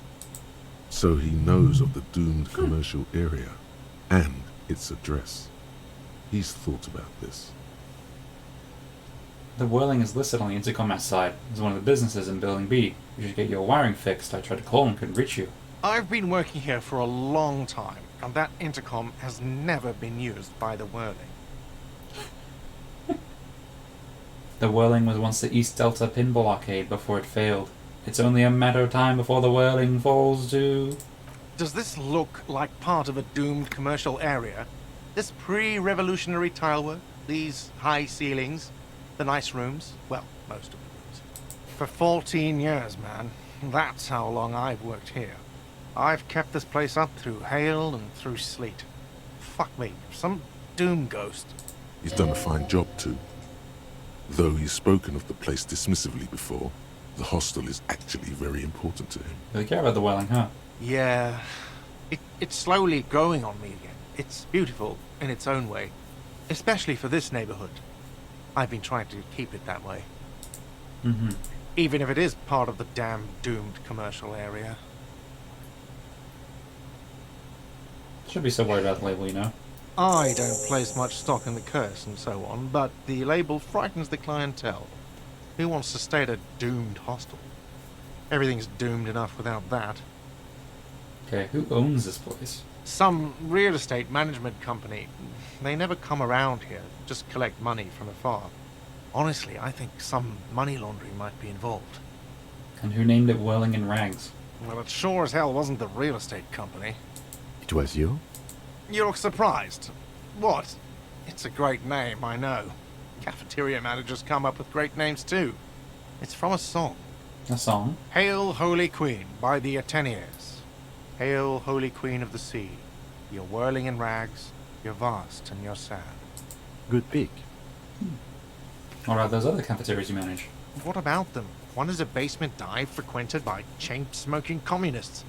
I can't tell you how sick I am of Kraz Mazov and Ignis Nielsen and all those old ghosts. He's hesitating, not sure if he should share this information with you. Encourage him. And the others? The other is a kebab cart. It's very successful in its way, but it's nothing like the whirling. Okay, good luck to you with this place then. Luck has got nothing to do with it. I need to think about where I'm going to place those pinballs. I have a feeling they're going to help. So, if you didn't have anything else to tell me about my establishment, can we, wrap it up? Is it peephole? What wall? Upstairs in the secret back room, right next to Clausier's back room. I found when we found the pinball machines. I'll have it fixed at once. Thank you for letting me know. I assure you, the whirling does not abide spying on its guests. The colour has drained from his face. Are you sure you haven't been spying on your guests? Absolutely not. Fuck you for even implying it. It wasn't me. It wasn't my staff. The establishment will look at it and ascertain what it was. Well, he's definitely not lying. He wouldn't endanger this business like that. Mm-hmm. Sir, he was only asking a question. It's his job and mine. See that it's covered. Yes, I absolutely will. Sorry, it's been a bit of a day. Now a hole in the wall. Okay, you've been notified. Thank you. I'll patch it up personally. Was there something else about the establishment? I hope not. No. Yes? No. No. Mm. Let me autosave, I get scared. Oh.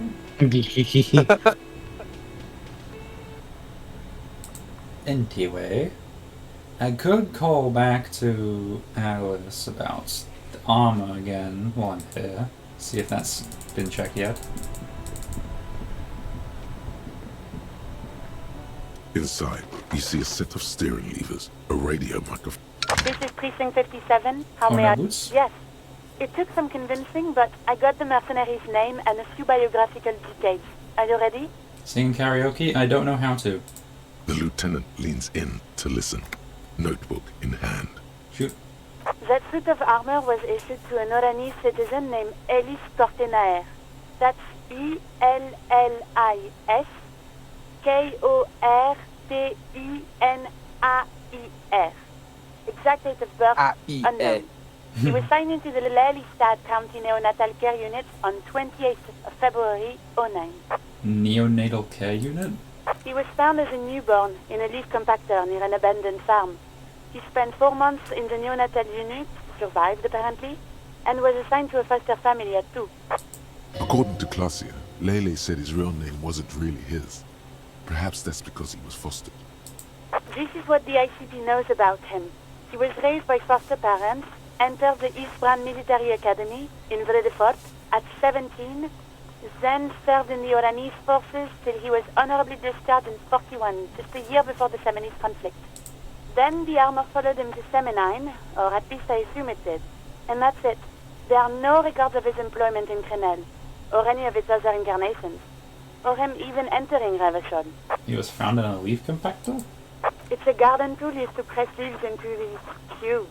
It's a detail the hospital had, the only detail in these files. So I thought it would be good for you to know. It is. Thank you, Alice. Any information on his foster parents? None, officer. Sorry. So all we have to connect him to Cornell is the armor. Even that is a small miracle. These organizations usually double-check their inventory. Thank you, Alice. Great work. No problem, Lieutenant. A compliment from Lieutenant Kitsuragi. Not bad. A name. This is very Wow. good. Elise Cortenard. Sometimes police work is about human dignity, about giving back names to anonymous victims. I'm glad the inquiry was helpful to your investigation, officer. Did you have any other questions? I'm done. 57th, over and out. In the cabin, you see a set of steering levers. Okay, great. That got done. So in order to do the karaoke quest, you need to talk to the guards some more. I do? About what? Yes, I believe you say, I noticed a thing in the whirling and go back to the karaoke machine. You can do it, but let me double check. Let me stand at the karaoke machine.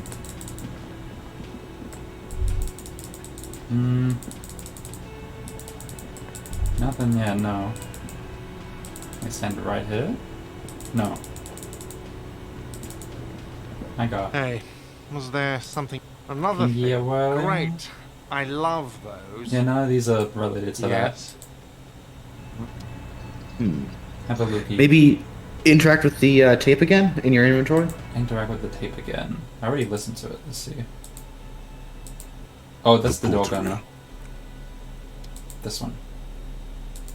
The porter reel is just what you needed. Yeah. You press the large button marked Commencer.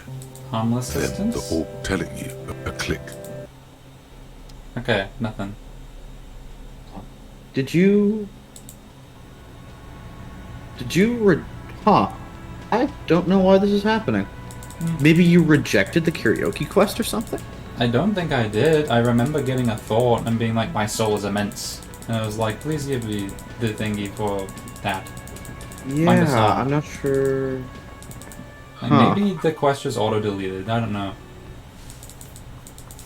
I don't think so. Check your quest book?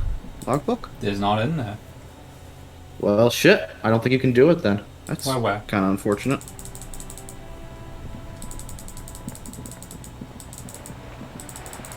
What now? What now? This just seems like mostly village things. Then come back for Staban.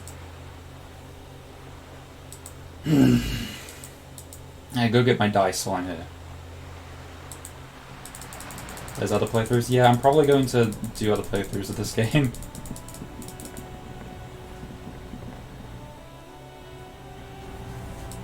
Dice, dice, dice, dice, dice, dice. Why am I going this way? Fuck this way.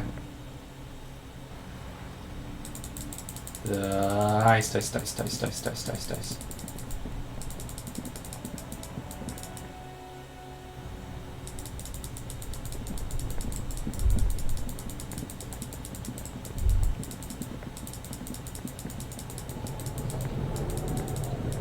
Not kill.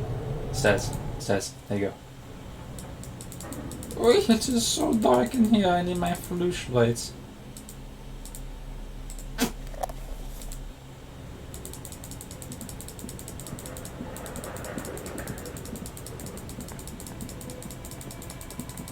Hello, dice. Oh, it's you again. Are you looking for a die? I came back to pick up my die. Very good. That will be 7 real for 1 custom die. Blink. 1 universal die for Wirral Untethered. Oh shit, my TV will turn off. No, no. Where's the remote? Where's the remote? Yeah. Okay. Look at it. It feels icy. Just holding this die in your hand sends a jolt of cold down your spine. Through the dark resin, you can make out a nugget of bone hewn from an alligator's jaw. Okay. I have cool dice.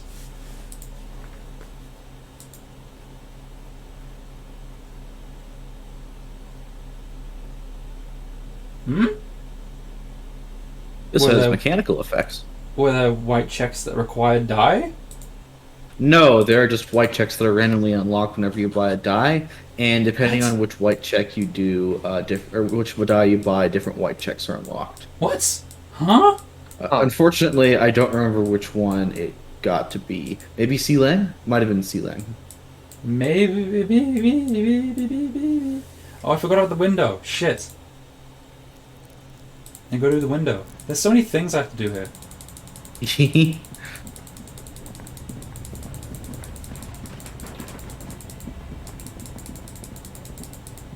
Anyway, I'm not terribly fussed about the loss of karaoke. I might force you to like watch a YouTube video on it or some shit. Mm. How long does it take to do karaoke if you're going for it? What happens is you get the thought on day 1, which I guess you just started instead of following through, and then you find the tape that you found on day 3, and then at any point you can talk to Gart and do it. And it's like you get set up, you do the thing, and it's like well, you'll see when you watch the video. Okay.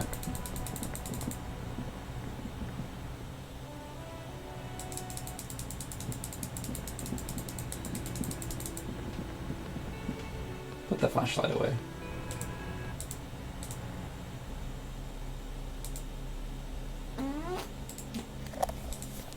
I can keep my booze. Always keep the booze.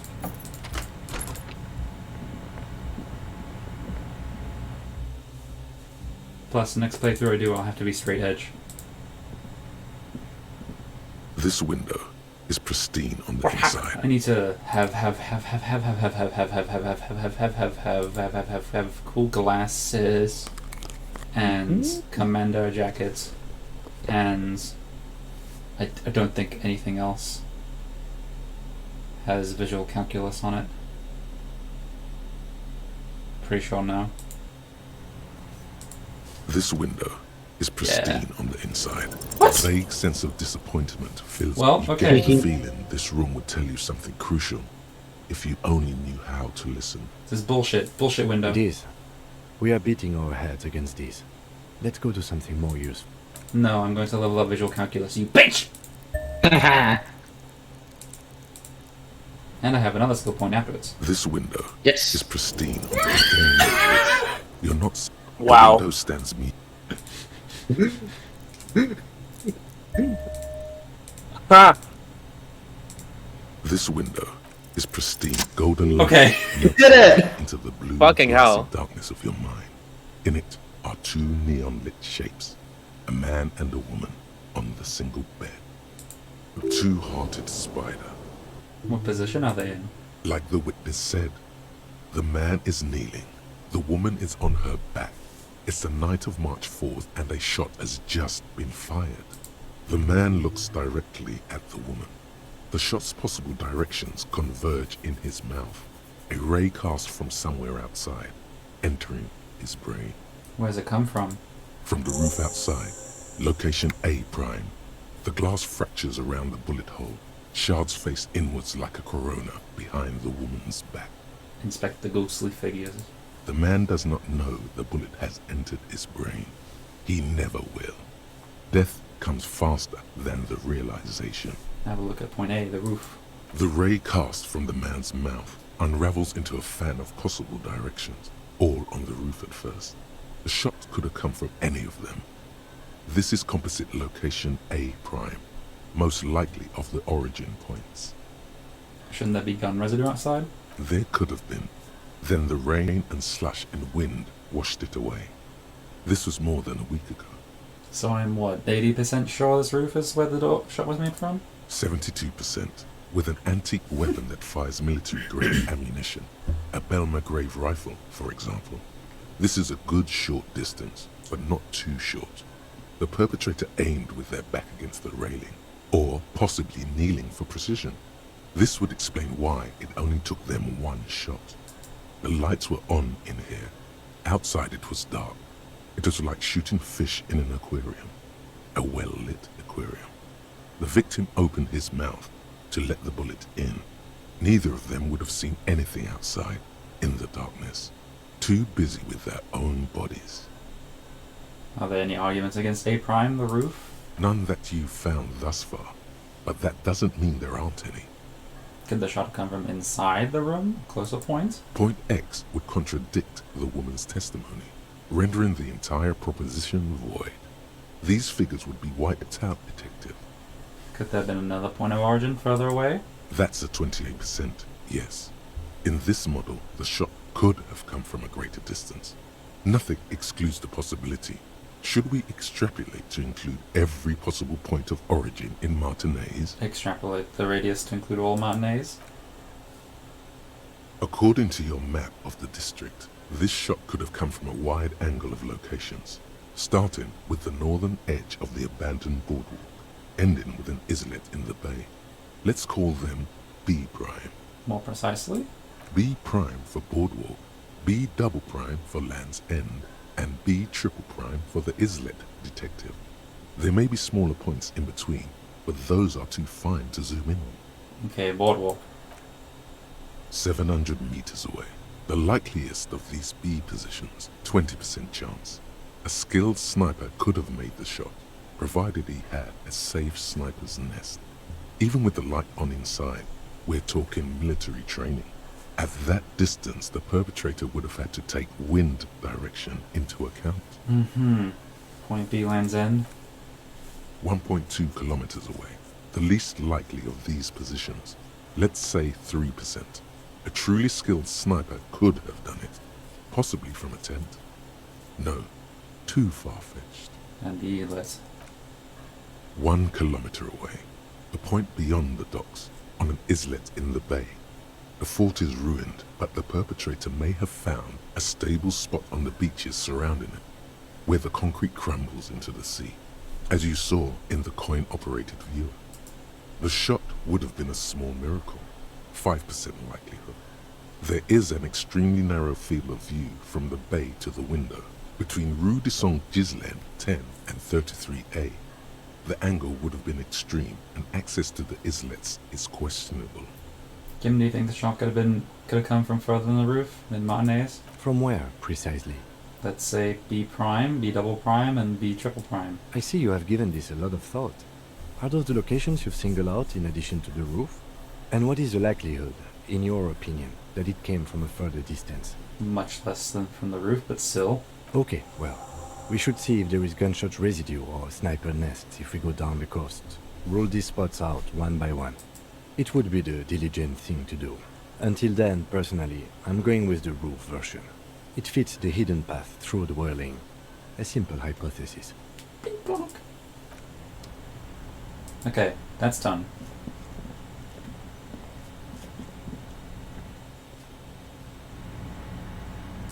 What should my default attire back on be? Let's say silk robe.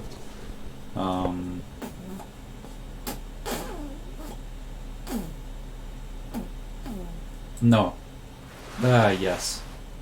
I like drama. You like drama? Drama.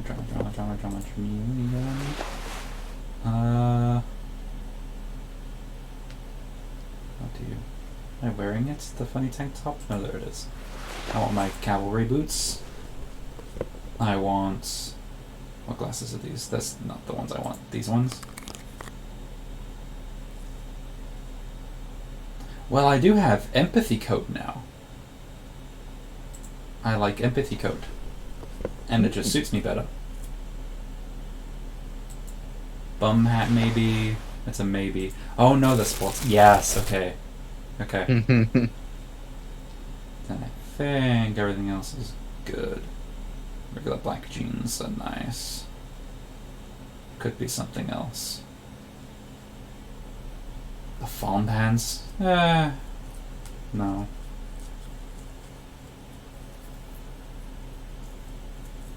Yeah, I'm good. Anyway, I got another 5 trays, so more chalky milk is going down the hatch. Welcome. And more air is coming back up.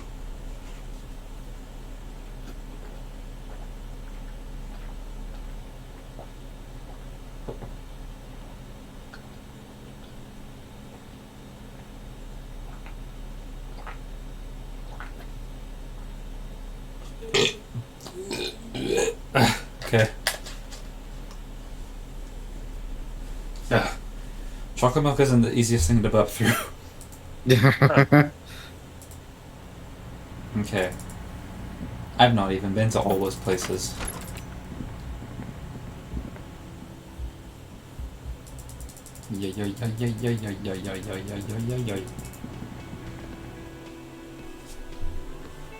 It seems as though it's time for more village action, so I'm gonna go to the bench and fast travel that.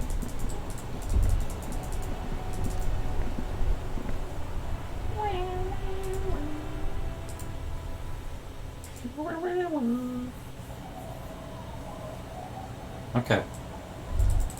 Boardwalk. Which is back that way.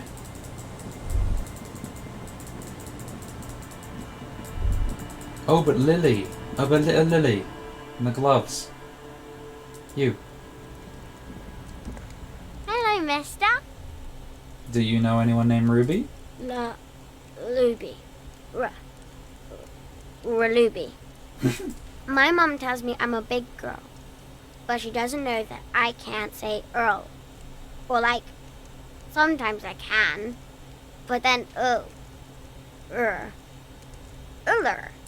Kids. There's a girl here who has armor gloves. Is that you? Oh, I had gloves. Very big ones. Heavy, too. Mm-hmm. Where did you get these gloves? Found them when Lemmy and I were playing hide and seek. In an empty house. Where no one lives. I think someone hid them there. She doesn't want you to think she stole them. Oh, and where are the gloves now? I hid them. The twins were gonna take them. They're stupid. We are going to need those gloves. It's for important police business. They're stupid. Oh. They're in my sandcastle. Behind our house. Under the sand. You can break the castle. It's not very good. Okay. Bye! Bye. What a sweet little girl letting me break the sandcastle.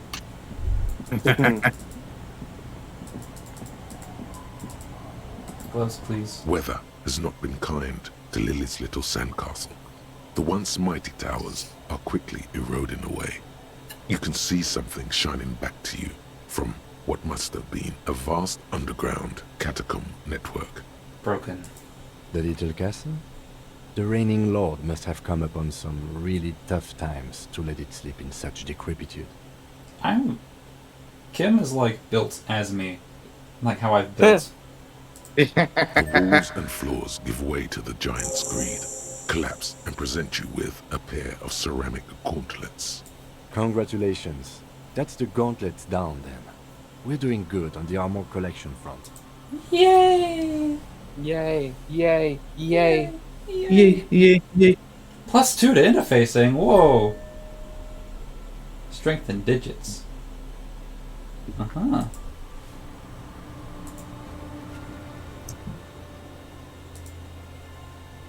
Like a long while. Yeah, okay. Let's just keep asking about Ruby for now. That's what's more important, I think. Hello, stupids. Do you know anything about Ruby? The scruffy-haired little boy kicks a stone while the other watches him do it. Have you seen any bad people around? What bad people? I don't think questioning 4-year-olds without their parents present is gonna crack the case. Then we're definitely doing it.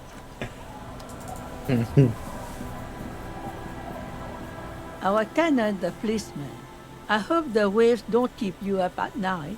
What can I help you with? I found this jacket, but it's filthy. Could you wash it for me? I can wash it for you, but it's going to take about a half an hour. Think you can stay put for that long? Hell yeah. I could use it. Hell yeah. It's been another track and field day. Yeah, I'll wait. Well, hand it over then, and I'll see what I can do. Does Kim not comment on all the running if you just don't run places? Must say, I don't think he does, I'm no. proud of this one. It's pretty nice underneath all that Oh, it's a film. phone one. I hope you'll have an easier life in your hands. Have you seen a redhead woman named Ruby along the coast? Nay, I haven't seen anyone lately. Okay, but do you know who I'm talking about? This is my little cinder block town. I know what goes on around here. She's being evasive. She knows something. There was a murder in Martinez. She might be a suspect. We would appreciate your help. Would you now? I know how this world works, and it doesn't work when people tell on each other.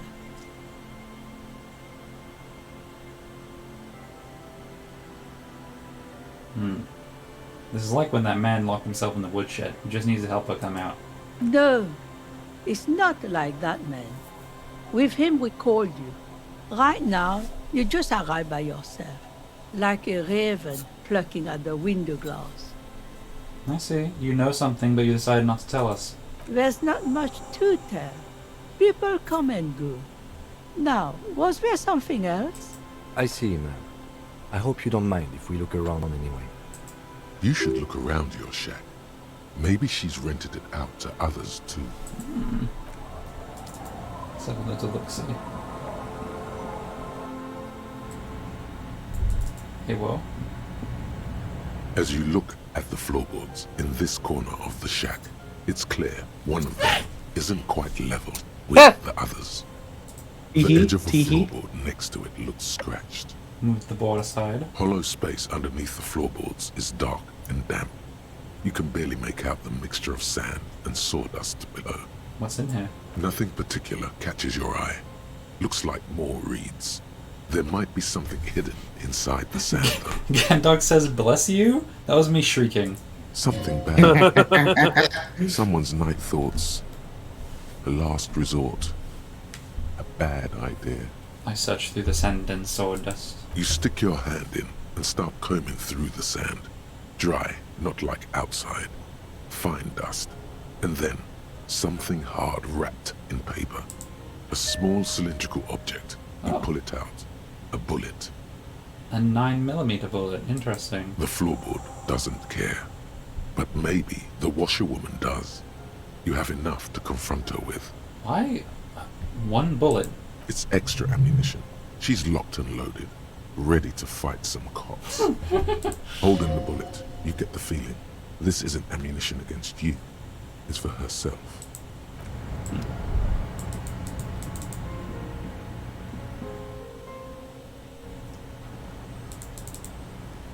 Hey, howdy. Our tenant, the policeman. I hope the waves don't keep you up at night. What can I help you with? Why was there a bullet under the floorboards of your shack, Seymour? Damn that girl. And without anger, a long and harsh life has taught her not to buckle under pressure. A bullet? You didn't put it there, did you? She did. Gone and hid things in there? She's usually a good tenant, and not a stupid one either. You rented the room to her? Yes, I let my room to that Ruby girl. As I've done before when she's been in trouble or just looking for solitude. I've made it clear. We welcome all kinds of people here. Oh, how nice. Ammo for your gun. You know, that gun that you have on you and haven't lost. Your gun. Thanks, Kenok. She came last Friday, left on Monday in a hurry. What has she gotten herself into? That girl. She seems genuinely worried about her previous tenant. She's seen her hiding out from trouble before. But this seems different. That's for the police to find out. Right then. Please answer each question to the best of your ability. I'm sure we have a few. You said she left on Monday? Yes, early with the dogs. Around 8 o'clock, I think. It's a good expression for around here. Is the room exactly as she left it? I cleaned it, like I always do. Was there anything else there? No. The truth, sire. What's she like, Ruby? She's good company. Knows how to talk to an old woman. At my age, you don't get a lot of quality conversation. So I really appreciate that about her. Did she talk to you much during her last stay?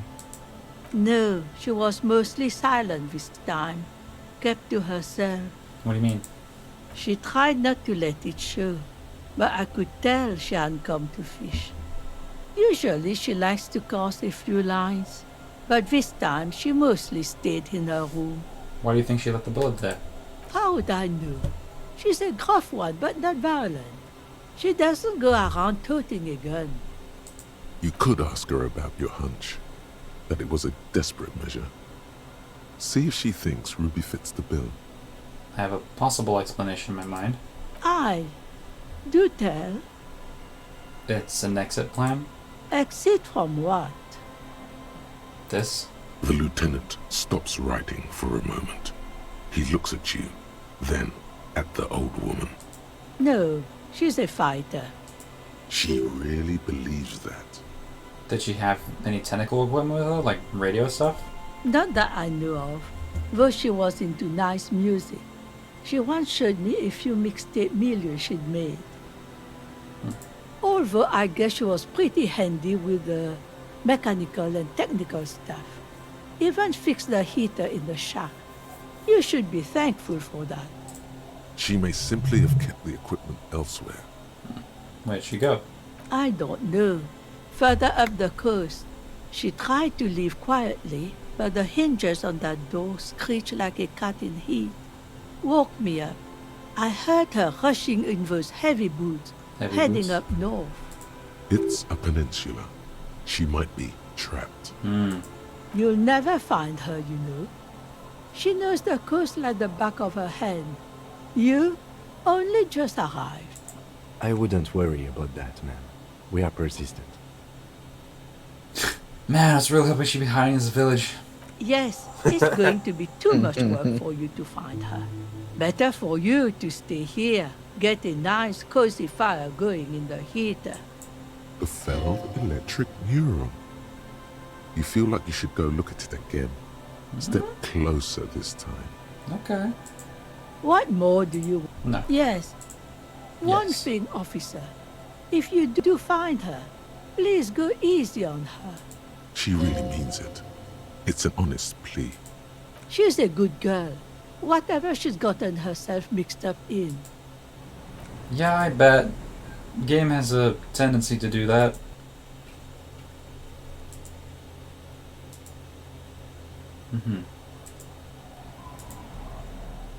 What for me?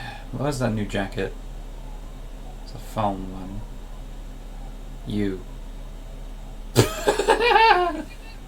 Okay. Always hot. Sweat like a pig. Okay. Cool. Have new Half-Life clothing, I guess. I could ask the other lady, but like, time. I'll go ask the other lady. How are you? The waves are beginning to die down. Look at those little bastards. Simmer down. Simmer Kim's down, presence makes bastards. it awkward. No. That's my motor carriage in the sea, by the way. Oh. That's good to know, I guess. Why is it in the sea? It's an installation. Very conceptual. An installation. Us poor people are stupid and don't get installations. All I see is a heap of trash. This actually calls for a funeral, I think. You're suggesting we honour the carcass of my Ford motor carriage? Aye. Feels deserved, don't you think? Falling in the line of duty like that and all? One odd thought. Maybe I should. Why odd? Our things are part of our life world. They're made with our human sweat and they share human history. We should care about them as we care about humans. To some extent, at least. Life world. Someone's been reading up on last century Gotwaldian philosophers. Play it cool now. Alright, I'm in. But organising a funeral takes a lot of time and effort, right? Doesn't it? Oh yeah? You won't even be able to get it out of the water before early June. And where are you going to bury it? Who to invite? What music to play at the wake? Take it from someone who's been through a few funerals. It's easiest to just leave them there and let nature take care of it. That's all we have time for right now anyway. Come back here in June and see how you feel about it then. It's not like it's going anywhere. It's a pity we don't get to do more frivolous side activities, like rejuvenate the Dune commercial area or... Yes, that is a pity. But for now, let's focus on the things we do get to do. Like the murder investigation, for example. I just got an achievement for the goodest of good cops. You like the Yay. idea? He liked the idea. Oh. Oh? Who? I'm looking for a suspect who might have stayed in the neighbourhood. Okay. When did this person stay here? Very recently, over the past few days. She might have arrived on Friday. Oh. I've been out on the sea for most of the past week. The weather's been good for fishing, so I usually start at 4 in the morning. Really? Yes, that's the optimal time. Got to make the most of the calm. I've been sleeping like a corpse after. The sea really takes its toll. Now I'm just waiting for the wind to settle to get out there again. Sorry I couldn't help you out. Maybe I can help you find someone else. Okay. Well, how can I assist you then, officer? Bye-bye. Not very useful, but I got more good boy points with Kim. That led to an achievement. And now I also need to find that boy, whoever that is. Somewhere along the coast. It would be close to the water's edge, I'm assuming.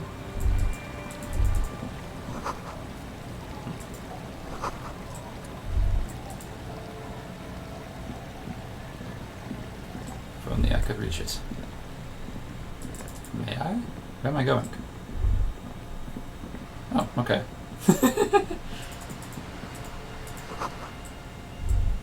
To do this. Oh, putting rocks on top of this, okay. Hi, you. A shaggy-looking girl in her late teens or early 20s kneels on the ice with an electronic contraption in her hand. Hearing you approach, she looks up. Oh. Hello there. It's cold out here, but she's not wearing a hat. She must be freezing. Dear child, it's freezing. Where's your hat? Huh? Maybe she didn't hear you. A little louder. I said you should have a hat on. So should you. I don't have to do anything. I am the law. You have to do what the law says. Real cool. Way to abuse that power, man, she says, thinking you can't hear her. She bats away your questions like flies. She's not intimidated by mere police officers. So keep that in mind while I ask some questions. Like what? Have you seen a red-haired woman around? No. Just no? It's pretty desolate here. I only hear the dogs bark at night and see the shadows move down the coast. What's that device you have there? This is a portable recording device. It's for field recording. Low quality, but still. And the wires? Actually, just one wire. I picked on it till the braiding came loose. The wire leads to a contact microphone. Got it. Okay. What's your name? A cell. Her hair is dyed blonde, with dark roots showing. There's a coarseness to her features, some masculinity below that timidness. And your surname? Why? Didn't I say I was from the police? It's for the paperwork. Okay, it's Berger. Okay, what are you doing here in the cold? Recording, I guess. And what is it you're recording exactly? I think I'm recording cracks in the ice, but there's no way to tell. Not without headphones. I think I just recorded your footsteps too. Not sure how that will sound. What about the headphones? My boyfriend sold them. What for? I don't know, man. Things. Just stuff you need for life. A lie. They were probably pawned off for something suspicious.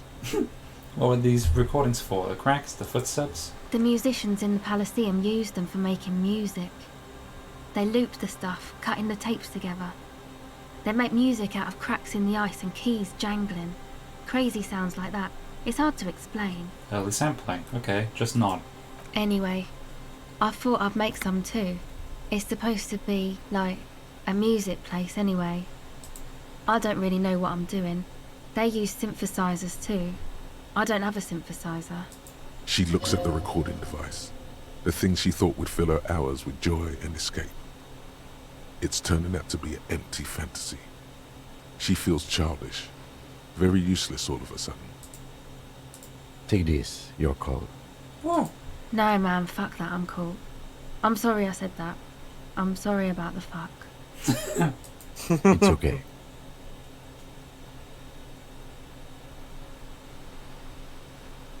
I don't want to get the froggy visor.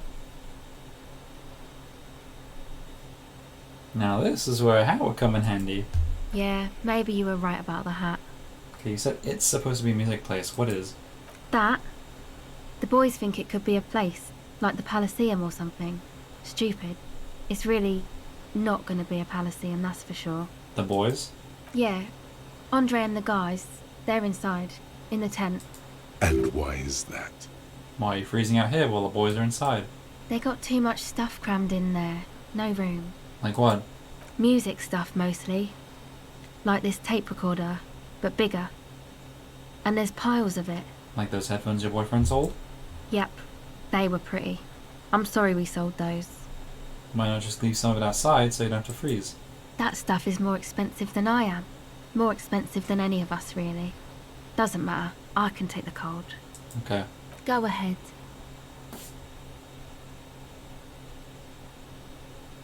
Empathize.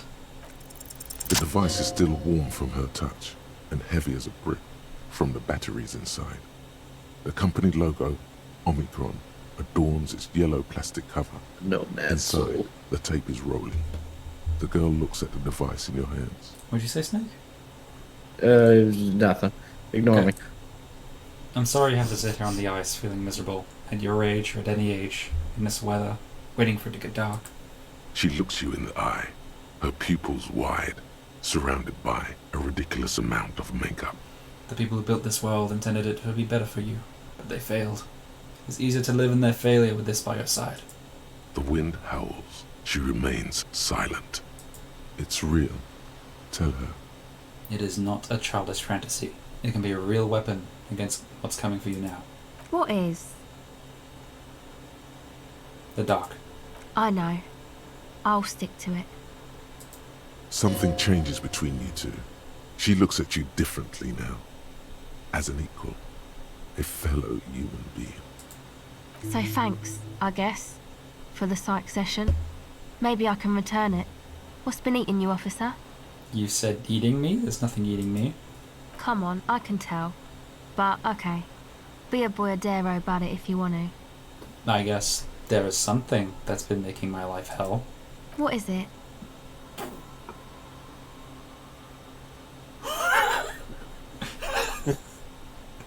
Oh my god. I think it's the plight of the working class. Oh. Really? The golem of capital runs rampant, smashing creator and slave alike. I fear the process is irreversible. Wow. Social justice really matters that much to you. That's commendable. It really had you shaken up there. Are you sure that's it, though? I haven't seen much of this world, but from what I've seen, social justice is an adolescent's term. It sounds almost liberal. It's got me shaken up as the people struggle. It's got me shaken up bad.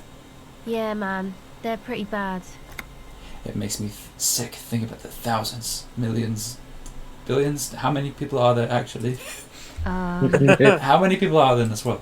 3.6 billion, not counting those in sale. Really? That many? Reduces me to tears thinking of the 3.6 billion and God knows how many more in that CL place crushed onto the tyranny of the market. Yeah, that's pretty bad. Are you sure you're not just hung up on some chick, though? Oh, shit.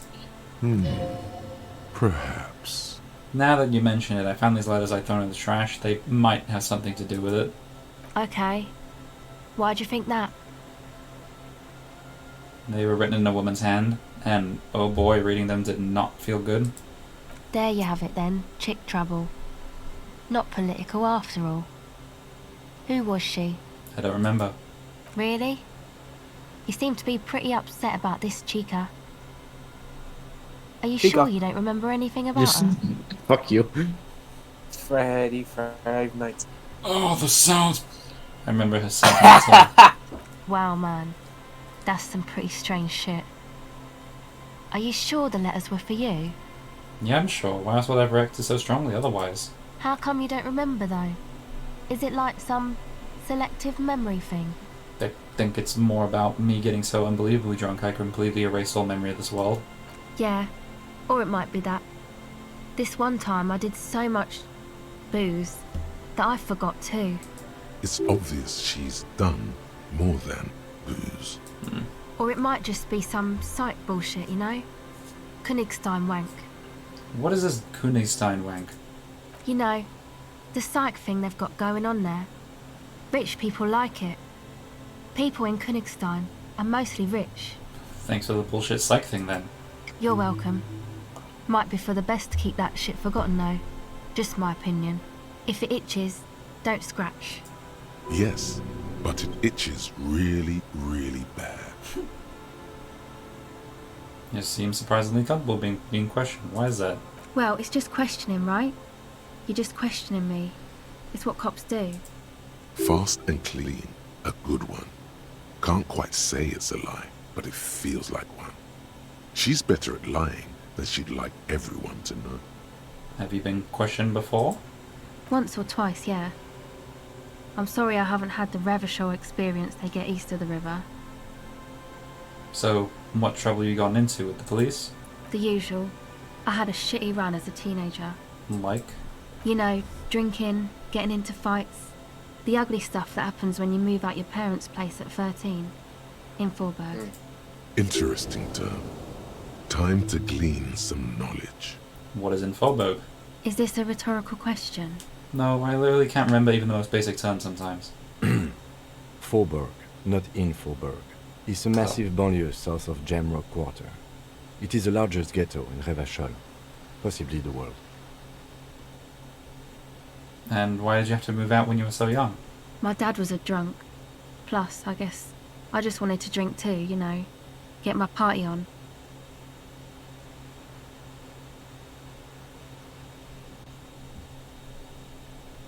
Yeah, some of your lies have been pretty good. Thank you? The girl is truly proud of herself. Yes, I can't remember how many you've told, or which ones I picked up on. Now, another question. Go ahead. Tell me more about this music place. It's supposed to become, like, a club for Nordic dance music, like that new style of synthesizer stuff they play at the Palaceum. Except that, yeah.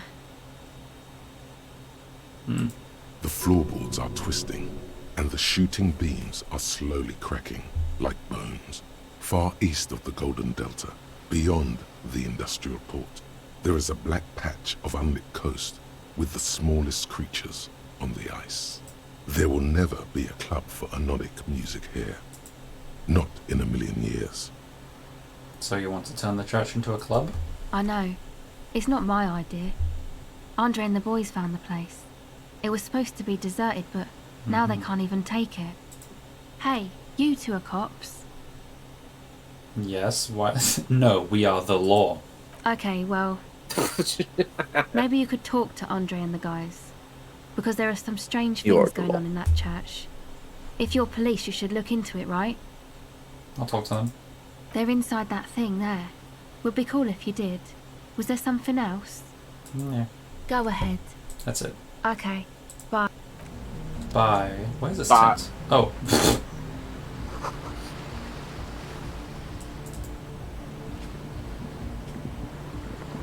What's with the stones?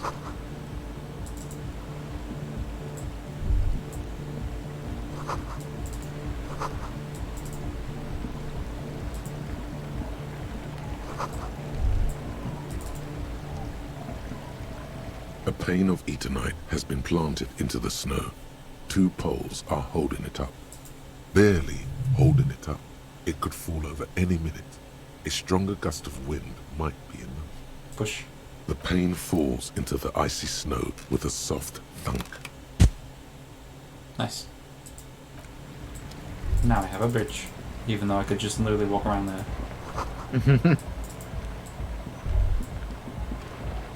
The tent is just tarpaulin fabric covering a pile of stuff. The flap is open. Inside, 3 young men are listening to some new form of music. It's like nothing you've ever heard. One of them looks at you. Come on, get in and close the flap behind you. Oh, The warm fuck. stuff's getting out. It's safe to assume this is their leader, or at least he thinks he is. Squeeze. Sorry, we barely have room for one. You go ahead. I'm too old for this. I'm actually not, he thinks. I just dislike delinquents. I'm sure you will feel right at home. I'll keep watch.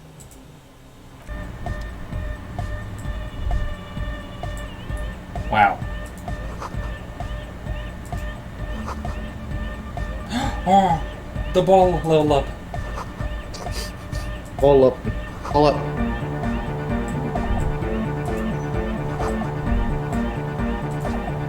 Okay. Don't want to level up. Who knows? Maybe logic? Logic. Gosh. Or thinks. What thinks do I have? Armor, because I am trying to find the armor. Jamrock Shuffle. No. Magnesium, no. White Morning, no. Okay. Probably just gonna be armor. Real Disco Elysium fans love balls so much. Thank you, Ken Dog. So fucking correct and true. These balls on their own. Maybe I get These rid disco of balls Mazovian move on their own. socioeconomics. Yeah. Is this a good idea, Snake? I'd say it's a pretty good option. You've taken a lot of left-wing dialogue options already, and it'll give you 2 skill points back. Yeah, Plus, true. you already have a couple other experience-generating thoughts. Anyway, time for Fairweather T500. That will be happening now. Hello. A young man with peroxide blonde hair holds up a Harman Welshi tape player, nodding along to the music. He looks at you with a knowing smile and says, as though you're supposed to be sharing some tremendous evangelical secrets, Hardcore! Is it? It's hardcore! You're just gonna keep saying it's hardcore, aren't you? Skibber-dee, skibber-danger. I am the rearranger. Skibber danger! I am the rearranger! your cop training did not prepare you for this. What to do? Could there have been a right way out of this garden of forking paths, you think? Solve the egghead puzzle. You must. Of his hair with a toothbrush. He puts the toothbrush down and extends his hand in greeting. Hello, I'm Andre. It's a pleasure to meet you. There is definitely Joker. something futuristic about his hair. Aggressively so. You get the sense that this is what the future will look like. Imbecilic. Yes, should the future ever come, it will look deeply imbecilic. Like this guy. I shake. His grip is strong, sweaty, and warm. He's trying to project and inspire confidence. This is my posse, Noid. The young man with earrings looks at you suspiciously. Jesus Christ. An egghead. Egg! Egg! Together with a Settle Burger, who's out there right now, doing some seriously progressive sonic experimentation, we like to think of ourselves as music venue organisers. How many music venues have you organised? We have many in the pipeline, officer. Why are you here? You see, we've been all over Jamrock North, prospecting for real estate to establish a new venue in. Also for talent. Yeah, thank you, Egghead. And while there is no shortage of raw, unfettered talent spinning tapes in Jamrock, we've had rotten luck with the real estate part. Place is a shithole. I apologise for my friend Noid's potty mouth. I realise this is not how you speak to a police officer. He has authority issues. Next time, watch yourself. I will, lawman. Which brings me to the problem of occupied ecclesiastical property. I bet you've noticed the derelict hive of narcomania on the coast. What? An attempt to pander to your perceived conservative sensibilities. No person his age would ever use a word like narcomania with a straight face. Don't fall for it. Enough histrionics. What are you here? What are you talking about? I'm talking about the church, and I'm not exaggerating. Even a place of spiritual refuge can become a magnet for all sorts of dopeheads and burnouts if left unattended. Dopeheads! Burnouts! Well, I'm sad to say, that's exactly what happened. Sad because we were just about to put Martinez on the map with one of the maddest dance clubs in Jamrock. Nah, strike that, in Revachol. Strike that! The world! And sadder yet, because the dopeheads and burnouts holed up in there were the worst kind. He leans back a little, watching you with a steady, serious gaze, letting you imagine just how bad those dopeheads and burners really are. Good. This calls for an opinion. You're an expert in those. I don't know, I'm a bit of a dopehead myself. Oh, if it was just like that, it would be fine. But they're also spooky. What do you mean by spooky? I was hoping you would be the judge of that, officer. All I can say is, their spookiness is the kind that keeps us from restoring this church into a community centre and a place of spiritual refuge. Also, they don't eat or clean the building. Shit's gonna collapse. People just want to spin tapes without them spooking it up. Place has bad signs. No one can dance like that. Thank you, Egghead. So you're gonna look into it, right? It should be a police matter. Getting them out. Whatever spooky stuff they're doing, I'm sure it's not what the Ecclesiastes meant their property for. I'll look into it, tell me more. Alright, man. Andre's obviously very happy you took him seriously. The whole tent is. The boys exchanged giddy looks. What's the deal with Egghead? I want to talk to him. He's a quiet man, mostly communicates through music, and by being a master of ceremonies. How do you communicate with him? Well, he's just kinda here. I don't really know how to communicate with him. Have you ever really talked to him? Yeah, sometimes. When I stumble and find my way into his centre, you have to hear a lot of hardcore to the mega first though. The man smiles mysteriously, choosing to let the beat speak for itself. I get it. He's a puzzle. He's a puzzle. What's the status of the church? I haven't got inside the building yet. I asked Noid to install a measure against more drifters wandering in. A padlock. It's a temporary fix. Just something to contain the situation. I had to do it in an hurry. Not my best work, but it should hold for a while. How long have they been locked in there? Not long. Like a week, maybe? How can you be sure they haven't starved to death? I'm super sure they're alive. I mean, come on. I'm at least 90%, maybe 85% sure they're still alive. 85% is not good enough when you're dealing with another person's physical well-being. Okay, I'm sorry.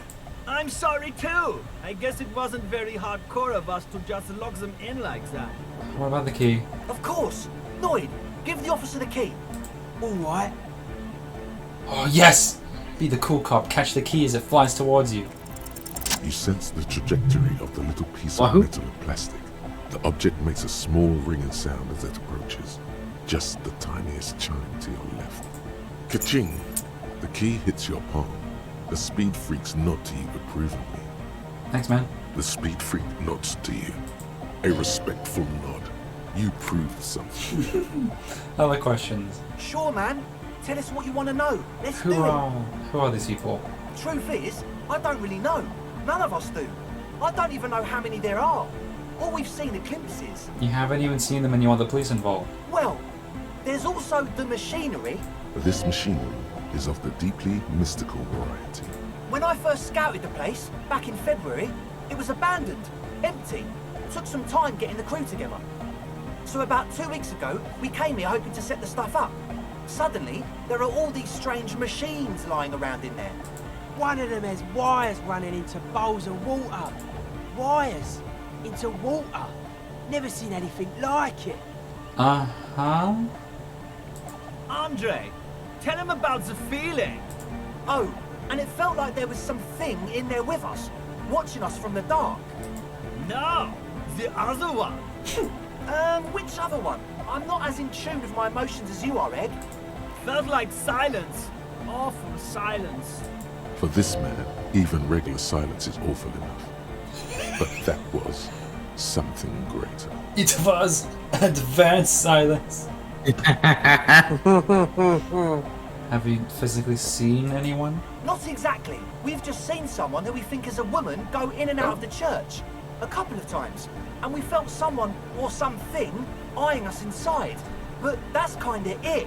Red hair maybe? Lorry woman? Sure, why not? Yeah. But not really. Brown hair. Old. Heavy, dark signs. So which one is it? What Noid said. You have to see for yourself. These people are not reliable. Yeah. Well, more about this machinery. You should talk to Noid about that. I just got a distinct burnout and dopehead sign from them. Probably jacked up to some snuff station too. Probably, very likely. How can you be sure they're burnouts and dope heads if you haven't even seen them? Well, honestly, I can't. But I am. Why not? Let's go with that. I don't see a single thing wrong with that argument. I'm 70% sure they're substance users. Don't let the technology fool you. Okay, Sure. What? that's it. As always, we'll be right here, waiting patiently for the news. Yeah! Yeah! That's what he said. Wow. That's what he said. So someone's been a little boring. No, not get out of here. What? Yes, my standard liege. Someone's seen all sorts of wild ideas pop off and thought, I'll take the boring one. The regular, please. The brown. Does this pick on me for not being crazy enough? That's the least of my concerns. No need to be defensive. The regularity, the brownness, the cut and dry have their appeal. A very standard appeal. I'm just trying to do my job. No need for extravagance. Of course you do. Let's get right to it. My lord's copper type is regular cop. I'll let everyone know. I'll send out a telefax. This will be my copper type now? Yes, the type of cop you are, sire. Think of it as a caste, a class even, a nation of regular law officials that you belong to. It comes, of course, with the usual benefits. Why not? Done and done. No actual communiques will be sent, of course. That would be too dramatic. I was too boring and the game gave me a reward for it. Ooh, -2 in the Empire. Hello.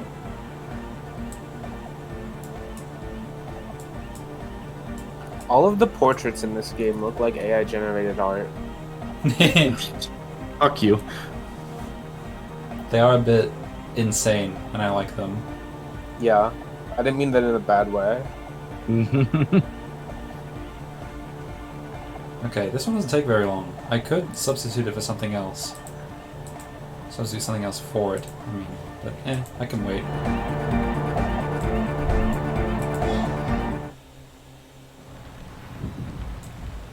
Regular cop. Cop type. Regular cop. Super regular cop. Regular cop. That's me. Oh, wait! Don't go around here. I lowered the drawbridge. Pretty cool. Excellent sounds. Let's go in the church. Heavy wooden doors, more than twice your height, stand shut in front of you. The rectangular sea-worn ornamentation appears in stark contrast to the padlock, carelessly drilled into the wood. I inspect the carpentry. The carving on the door is block-like and angular, like the church itself. 2 large beams shoot downwards, sinking into the wood before they reach the threshold. I run my hand over a beam. The surface is smooth from the wind, but moist to the touch. Look at the padlock. This cheap-looking padlock is sturdily built. It shackles together a hasp and a staple screwed into the wooden door.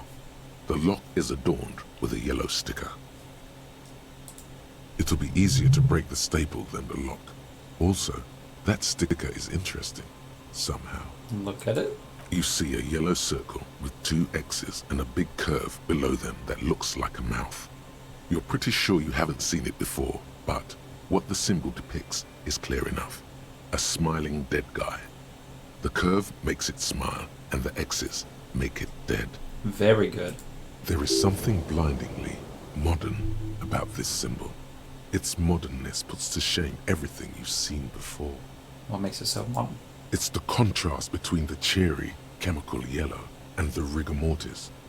As if the cheery guy didn't know he was dead, or the dead guy didn't care that he was. Either way, you get the sense the forces of future are at work here. Becoming literally very insightful feeling over an emoji. I cannot help but every time I hear a rigor mortis, just think Rick and Morty. Fuck you. Slap you. Rick and Morty. Rick and Morty. Rick and Morty. Rick, da da. Rick. Rick guy, the science guy. Rick. Science rules. Have you seen this symbol before? He takes off his glasses and uses a blue handkerchief to thoroughly wipe them clean before inspecting the sticker. Then he looks up, pauses, and replies. No. What does it look like to you? Looks like a dead man smiling. Suggests junior delinquency. What is suggestive of junior delinquency here? I haven't seen that sticker before, and I'm not a youth. I agree. It's very modern. But does the cheery guy not know he's dead? Or does the dead guy not care that he is? What is the source of the irony here? That level of conceptual thinking is not part of my skill set. There's nothing like the sound of a sticker unpeeling. Now it's stuck to your thumb. Put the sticker on my ledger, right on the cover. Voila. Looks very modern. Yeah. You're part of the Future Brigade now, and so is your formerly humdrum ledger. Neon, baby. Okay, open the padlock. Let's help these people who are stuck inside this fucking building. The lock turns easily. You hear a click as the shackle pops open. Let's go. As you do, you hear the echo of the doomed commercial area. Its black holes and dusty machines. Then the feeling passes. A great whoosh of air rushes into the dark innards of the church, as though rushing to fill a great vacuum in the heart of the city. I just got a fucking obvious scam text like, M&T's recent security update for your profile information not up to date. Update immediately and avoid delay and account suspension. Visit nearest branch or link. I don't use M&T Brink. I use PNC. I got like 8 texts in a row telling me that my Amazon account was compromised and that if I didn't click this totally not suspicious at all link, it would be deleted in the next 24 hours instantly. Yeah.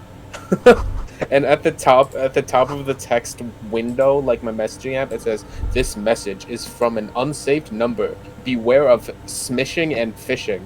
Smishing? Phishing. I have no idea. SMS phishing. Impersonating somebody else's number. Okay. I've not heard this term until now. It's told me to walk and not run in here. Probably figuratively, just for the sake of it, but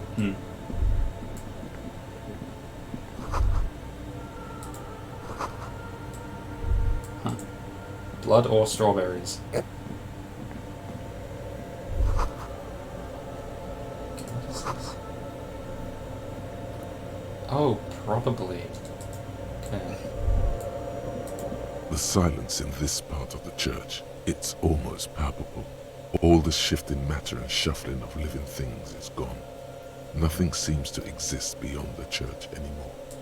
Maybe if you were to stand in just the right spot, even your footsteps would be completely silent. Wait, I think I still hear something. And then it's gone. Almost all of it. But for the faintest of hums, you can hardly hear your own breathing. Yell as loud as I can. Your voice is barely audible. Not a howl, but the softest of whimpers. Stomp my feet and clap my hands. You produce a few muffled thumps, after which the silence feels even more total, somehow. What's happening? The lieutenant points to his ears and shakes his head. Then he leans closer. Can you hear anything? Ah. Almost nothing, and it's beginning to worry me. The church just has strange acoustics, some engineering trick. His detached tone conceals how uncomfortable he is. I picked up on that. Maybe the church was designed this way to prevent boisterous activity, singing and dancing, on its premises. Maybe they wanted to discourage singing and dancing. Could be. Look up. The orderly rows of ceiling panels become barely visible, then disappear completely in the darkness of the tower overhead. Wow, those little...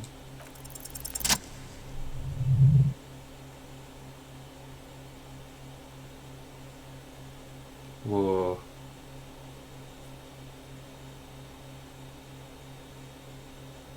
It's like there's something moving up there. A shadow has emerged from the tower and it's making its way toward you through all the other shadows. On the ceiling? Yes. The darkness makes the ceiling feel infinitely far away. Follow the movements? It's not a shadow anymore, becoming more substantial as it gets closer. The shape of an animal descends. Reckon? Officer, is there something up there?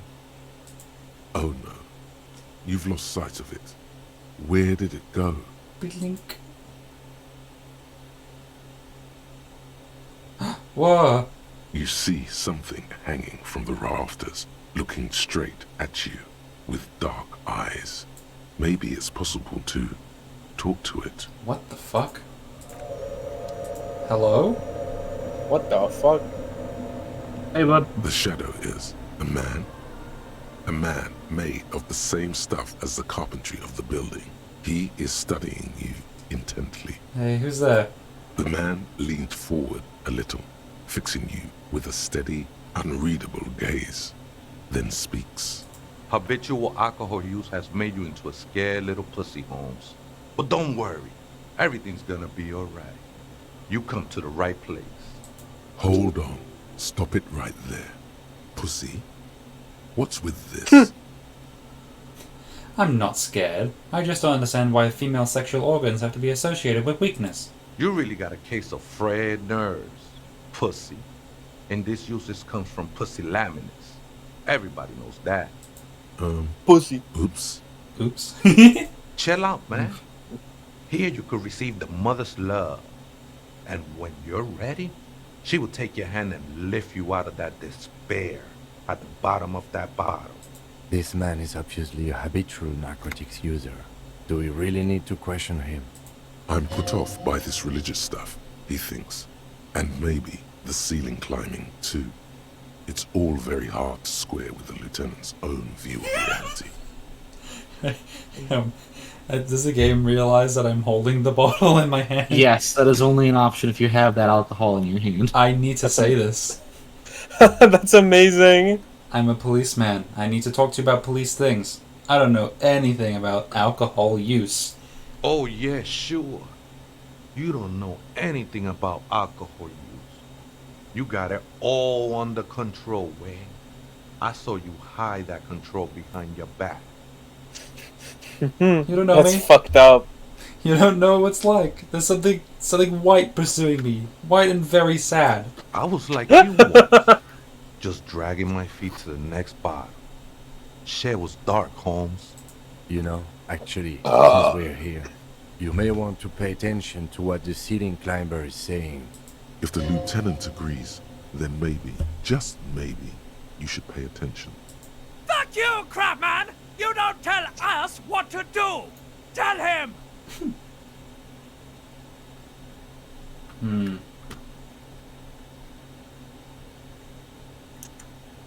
For some reason, I feel like you have a point there. Don't trust me. Trust the mother. I'm only the messenger, Holmes. This is the Church of the Mother of Silence. You are welcome here. This Mother of Silence sounds like a serious player. You might want to be careful until you find out what you're dealing with. Did you just climb down from the church tower? Sure did, Holmes. Are you human? You weren't moving like a human. I am. At least in part, Holmes. Until the mother's love burns away the cruel distinctions of the body. Hey, are you a boyadero? A boyadero? No, Holmes. I don't go in for that kind of thing. It's all about surrendering to the mother now. You sound like you're not from around here? Haven't you ever met a Mex before? Cabron.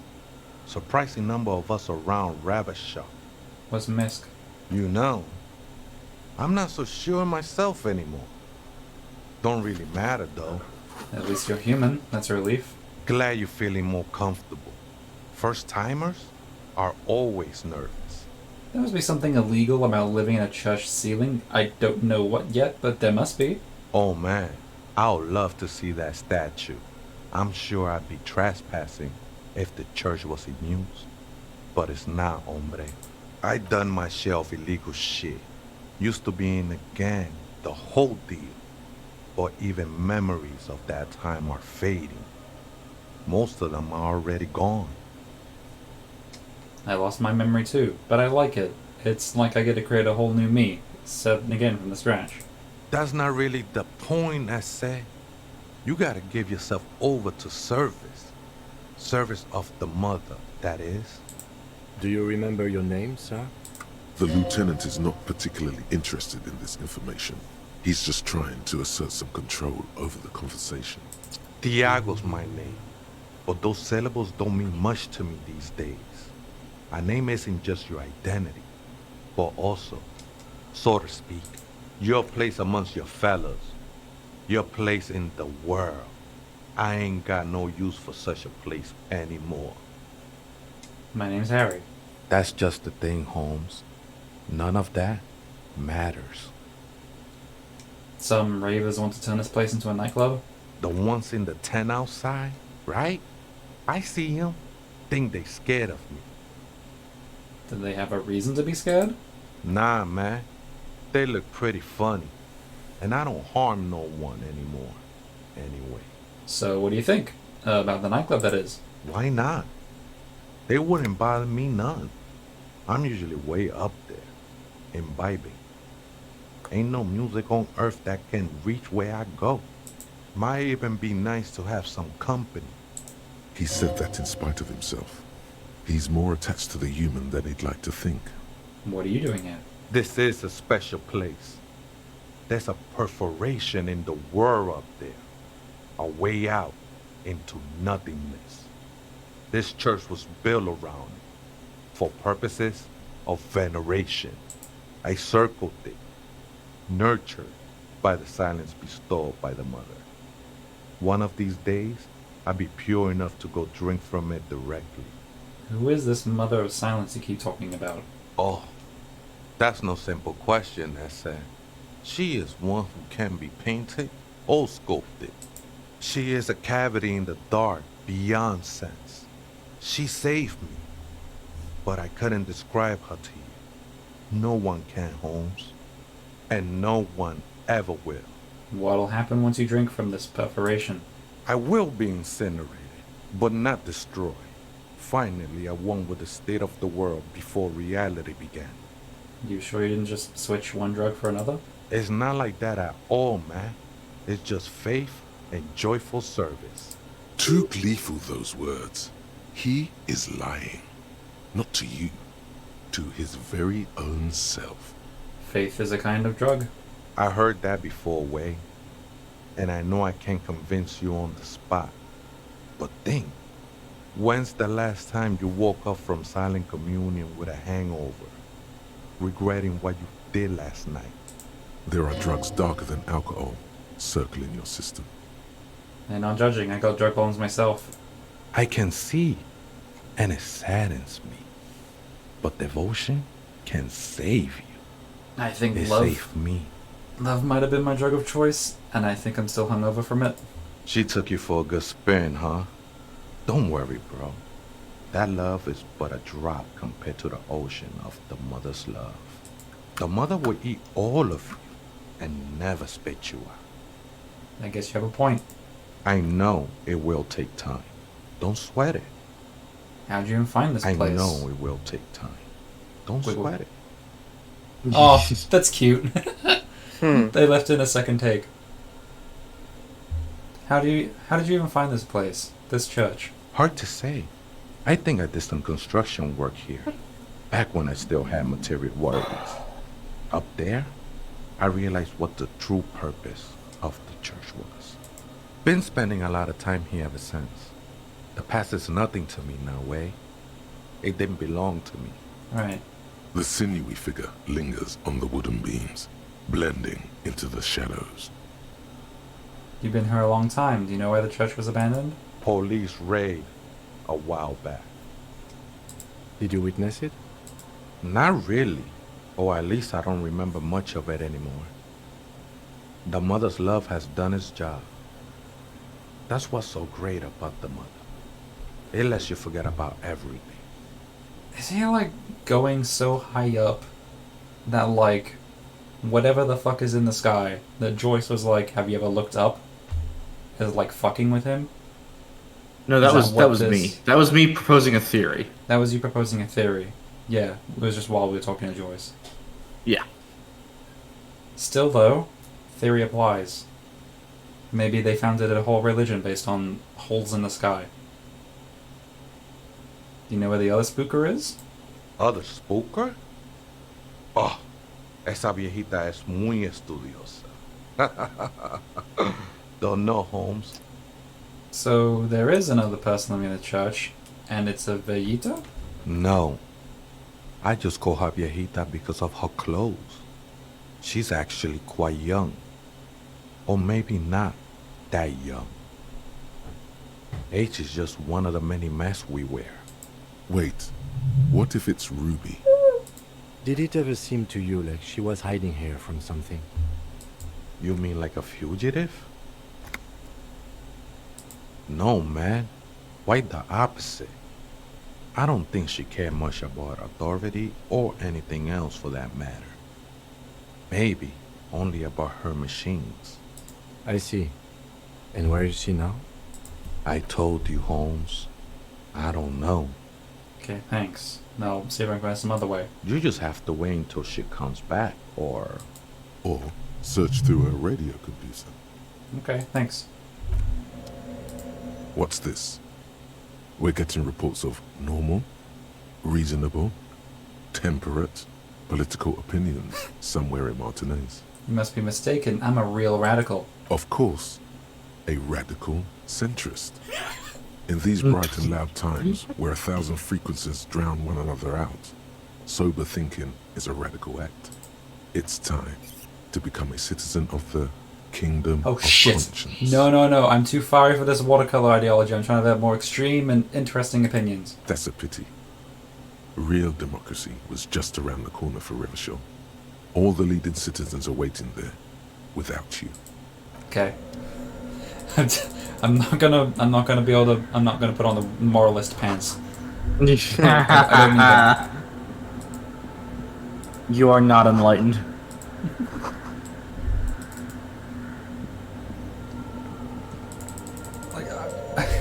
My second playthrough ideas have been like formed upon like going completely against everything that I have like opted out of or like not opted into and like not built into in this playthrough. So I would be a fascist, moralist, normal cop. Fascist moralist. What does these? Goodies? I haven't seen some of these in a while. Ooh. +1 empathy shoes. and some money. And a ball. Hi, Spider.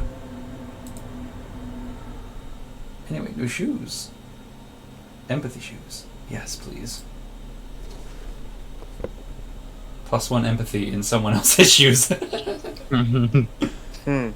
They are also snakeskin. That's a Maybe good snakeskin. joke, fuck. Yeah. Solve the egghead puzzle. I don't need to do that. I'll break and start a nightclub. Okay. Let me look at these things. Wasteland of reality. It's been brought to your attention that you're an alcoholic, and that it's a sickness, and it's whoa, and it's killing you. You're crawling on your knees through your life. Your booze-filled belly dragging on the ground. Your brain now fuzzy, now in overdrive. Your hair sticking together with today's cold sweat and yesterday's vomit. Maybe they're right. Anything's better than this. Even bone-dry reality itself. Maybe you can quit. 20 hours and -2 physical instruments. Jesus Christ. I like how you said Awareness. Awareness of the thing that you said. Acknowledgement. Do I want to... This is the go clean route. I don't want to go clean. I want to stay drinking things. Ingesting fluids. Huffing solutions.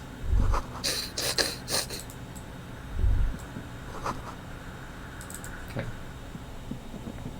A machine stands in the corner, watched over by the figures on the stained Hell yeah, glass we get these window. noises again. It's turned on and quivering with soft electricity.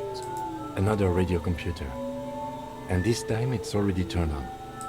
These machines sometimes harbor traps, he thinks. Alarm systems and the like. Let's be careful.